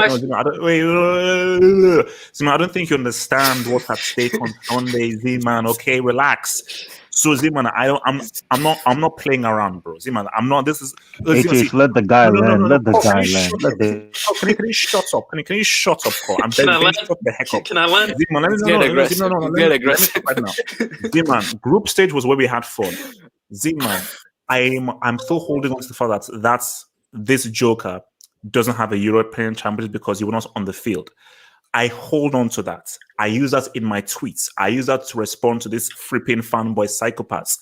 Z-Man, the narrative of Lukaku knocking out Cristiano, I think I will cry. I think I'll go crazy. So Z-Man, I am begging you, I am pleading with you, don't jinx this. Z-Man, talk about how Portugal will beat Belgium. Let's be on the same wavelength. Continue. Nah, bro. Listen. Lukaku has been receiving abuse, and he's been responding on Twitter, so he got something to prove, And bro. he's gonna flop. Like he's it's overrated. Z-Man, he's overrated. He's overrated. No, I'm telling you, bro. If Ronaldo scores a hat trick of penalties, football's done. Like, Ronaldo won. He somehow, I don't understand how he does it, but he somehow mastered it. Like, and here's the thing. Has he ever scored a hat trick for a penalty though? I mean. Because that's what the Hungarian manager says. How do you celebrate that much for a penalty? It's passion. No. I'm telling you, bro. This is supposed to be where Bruno Fernandes shows up, bro. Your boy Bruno's supposed to show up against penalties, but Ronaldo's taking the flame out of it, bro. That was what he was supposed to contribute in the Euros. But Ronaldo decided to be the main man for that. Just let Bruno take it. Easy. Relax. No, bro. Bruno said he idolizes Iniesta, and that's where his gameplay comes from. And I could totally tell by his close control and his ability to pass between the lines. That's why Bruno's one of my favorite players, man. What? The answer is exactly mine. I think AJ is so tilted that his body is I think Bruno may have mixed up Iniesta with the Flo Tyler Nesta. I think he modeled his game over the Flo Merchant Nesta, because I don't see any Iniesta to that guy's game, because that guy's game is basement level. That's what he said, bro. He idolizes that man. He tries his tricks, bro. This is him. This is his attempt to be skillful. So show the receipt. We need the receipt. I could bring it up later, bro. Okay, I'll say this, man. I'll say this, Belgium, bro. For the sake of football, for the sake of humanity, please show up. Please show up. I can't do. If Ronaldo wins another Euro, you know how much people are in trouble? Especially if Messi doesn't win the cup. Wait. Yeah, Where did he that's get why another 2 from? Euros. He doesn't have a Euro. He wasn't in the final. This will be his first legitimate Euro.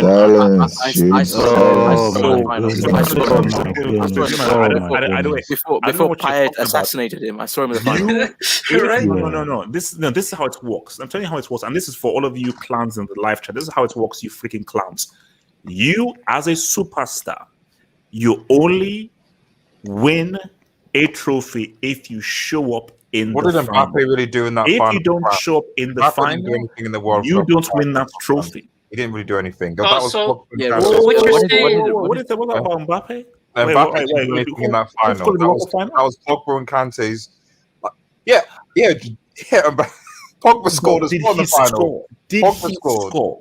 Yes, he didn't turn up though. Mbappe had as much impact on the result as Cristiano in the 2016 final. But there you go. Well said. And Cristiano didn't even play. He didn't even play 90 minutes or the 100. Exactly. Facts. I think this is so. I don't care how many penalties you score. But his presence in the bench, his presence in the bench made a difference. What he's every share for them, bro. He's a leader. Let's not forget that, bro. Without him cheerleading on the they wouldn't have won that. Guys, there was too much brickness in 10 seconds right now. There's too much. HH personally hired Payet. He paid Payet to do that. Well, HH, if you score a penalty in the final, is that considered? Does that mean that you won the Euros? Depends. No. He's got too much integrity. He wouldn't do that. Yeah. No. But seriously speaking, integrity. Seriously speaking, I'm being real here. The issue I have with Belgium is I just don't think that they have the same kind of winning mentality and psychology that Portugal have.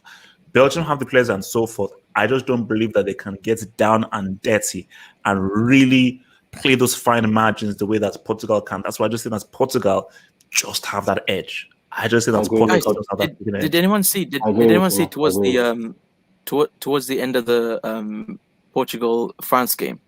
Obviously, they found out that Germany got the job done in Hungary, and they were kind of all settled.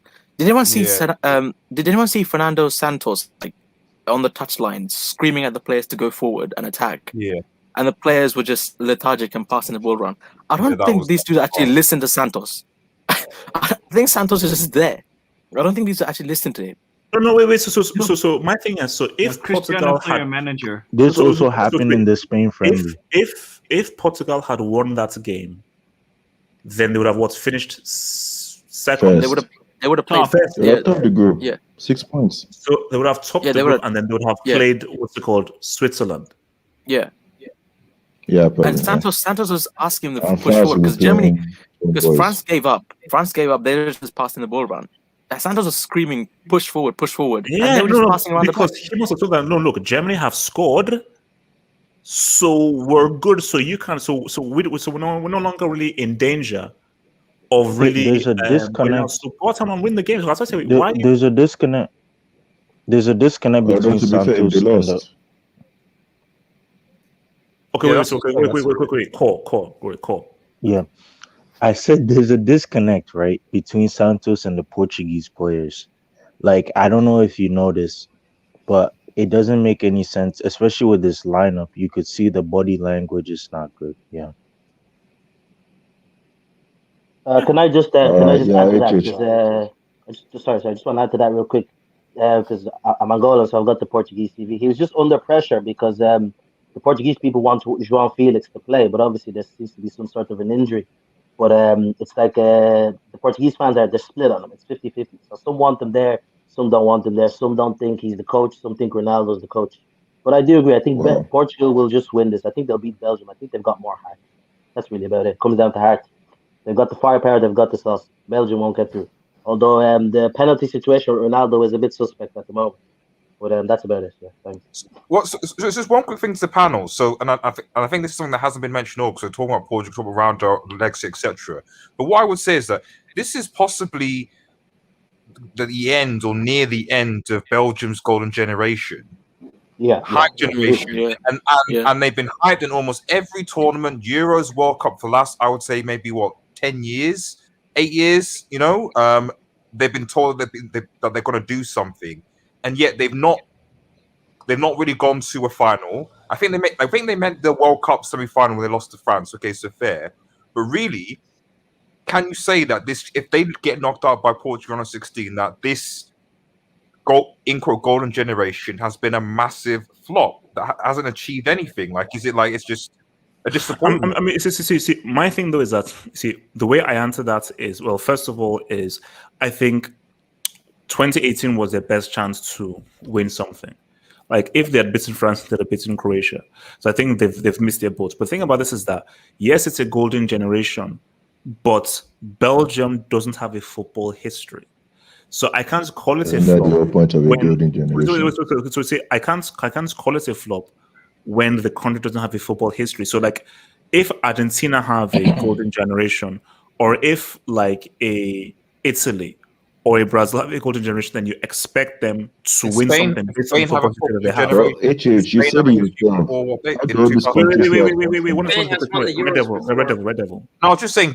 I don't recall Spain having a high footballing history before 2010 when they were reaching World Cup finals. No, they won a Euro before that. And Red Devil, if they had won, they won a Euro before that though. But history of not in the equivalent of like an no, true. That's true. Yeah, they don't have. But see, my thing is that I wouldn't have called them a flop if they hadn't won, because nothing is expected of a German golden generation, a Brazil golden generation, an Argentinian golden generation, an Italian golden generation. And even if we use Spain, look, I said again, they'd already won a European championship. Belgium have not won anything in their entire history. They've won nothing. So for a country that has never won anything in their history, what expectation can we have of them? We have to have an expectation of a Brazil golden generation and Argentina or Germany because they have a history. So then, what was the expectation going forward then? Because this is perceived by many, like going into multiple tournaments and obviously with the investment of the players as being a team that would compete legitimately. So if this team passes, are we now going to say, right, well, it was fun while it lasted, that's it? Well, no. My thing is that if they lose to Portugal, I think it's like, yeah, it's done for this. I mean, it's done for this. And I believe, put it this way, I believe Belgium feel that they have a strong belief that they can beat Portugal. And I think Portugal, of course, Portugal believe as well, but I think Portugal this Belgium one is going to be a bit tricky, man. I think Switzerland would have been a far more favorable than having to face these dudes. Well, how much golden generations actually succeed in football, though? What is that? How much golden generations actually succeed? 80% of them, I mean, think. I've only heard another golden generation being labeled a golden generation in England. I've not heard of any other team. The only one that I know of is Croatia. Croatia, I think, is the only one I know. I don't think any other side has been labeled a golden generation. I'll argue the Germany side that, I mean, maybe they didn't. I would say Croatia. The 2014 Germany side, yeah. I think what about Ivory Coast? Ivory Coast, yeah. I think it's because the lack of history. I think it's because the label of golden generation comes with the lack of history. Like, so this is the side that finally would do it. And with England, it was relevant because the last time they won it, the dinosaurs were alive. So can I say something? So from your boy, Totally Awesome, who says, respect CR7, Fat Zard lives. Totally Awesome. First of all, don't take the bait, like you always say. Don't take the bait. Awesome. That is very, very rude to mock someone's weight. And Totally Awesome. How do I respect a man who relies on penalties, can't dribble past someone, and has never scored a World Cup knockout goal? I'm not sure. And also, last thing as well, Totally Awesome. Last thing as well, having respect to a guy who starts parts against Lithuania, Krypton, Metropolis, and Gotham. And France, and he scored against France. Yeah, and France and Germany. He scored against France.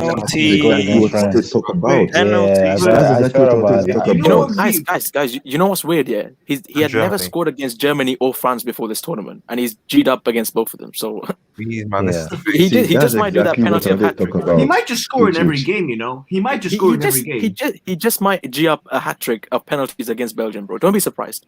No, but you know what the most ironic thing would be? If Torgan Hazard is the one that knocks him out. That would be that is a narrative. All right, we kind of expect that. Let's be for real, y'all. Let's be for real. Wait, hold up. So from Shane Schubert, who says, Shane, thank you for the dub. Shane says, reminder, 0-0-5 versus Germany at tourneys. 1 goal. I think that's England's record. Is that true? That is Ronaldo's record. That's Ronaldo's record. Oh, sorry. Yeah, Portugal doesn't beat Germany. Portugal loses to Germany all the time. It's just culture. Oh, Ronaldo's record against Germany. Yeah. So exactly. Wow. And he called him Ronaldo. You see, the thing is, I actually blame you. I blame you because this entire year you've been mocking Ronaldo about scoring against Faroe Island and other islands that he scored. No, I'm telling you, he doesn't know how to use his power. Relax. UEFA are having a good week against you. I mean, first of all, they give Ronaldo a lot of penalties to shut you up. Now they remove the away goal rule. Like, they are on your case, HH. Let's be honest, they are on your case. They are looking at you, bro, because they've been pissed at you, man. I mean, okay. To be fair, they let Benzema have a penalty, so that one is okay. Your Mbappe guy hasn't shown up. They get Koeman not Koeman, what's his name? The Oos, right? Oos, for literally how many seconds? How long did the Oos come off? Verratti is being seen as a B team player now because they just gave him the third game to just I don't know why he was on the pitch. Pest control must have lost the memo. And De Bruyne just shuts you up with that goal against them. Like, it's a good goal. It's a It's a good. It's a good G. It's a good G. You can say that It's a shit good like G. 100 times.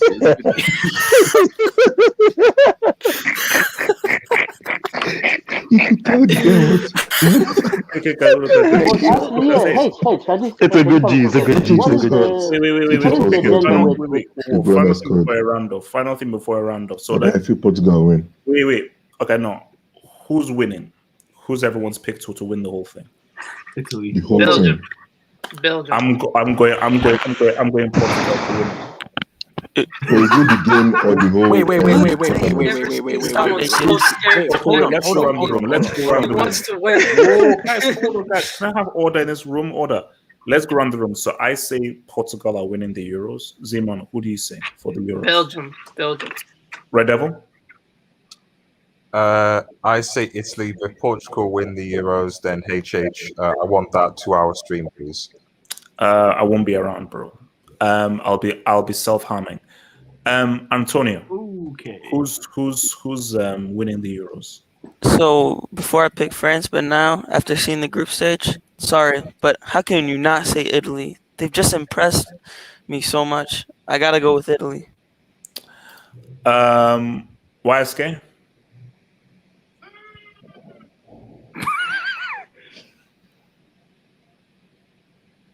What was that? Sue? Yes.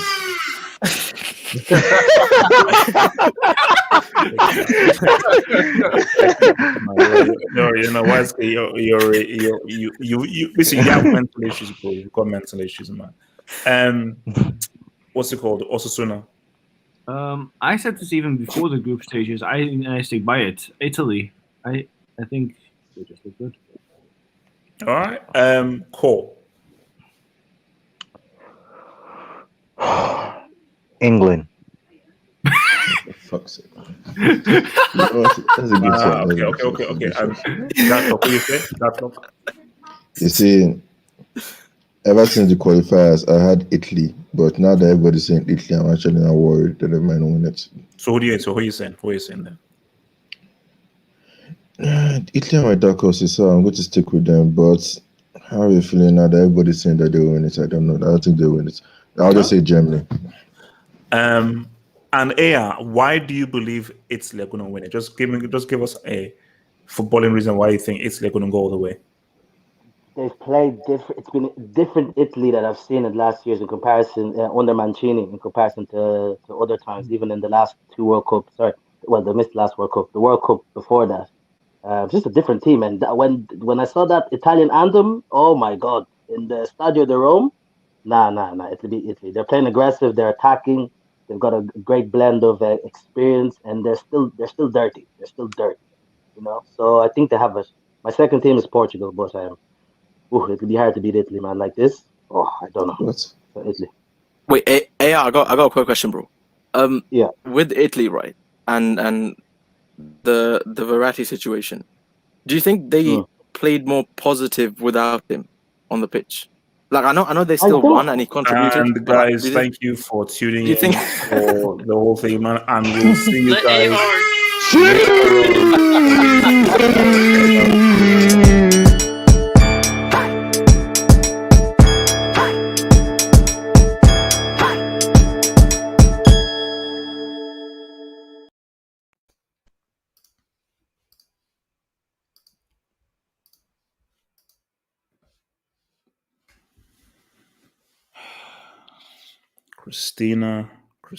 Christina.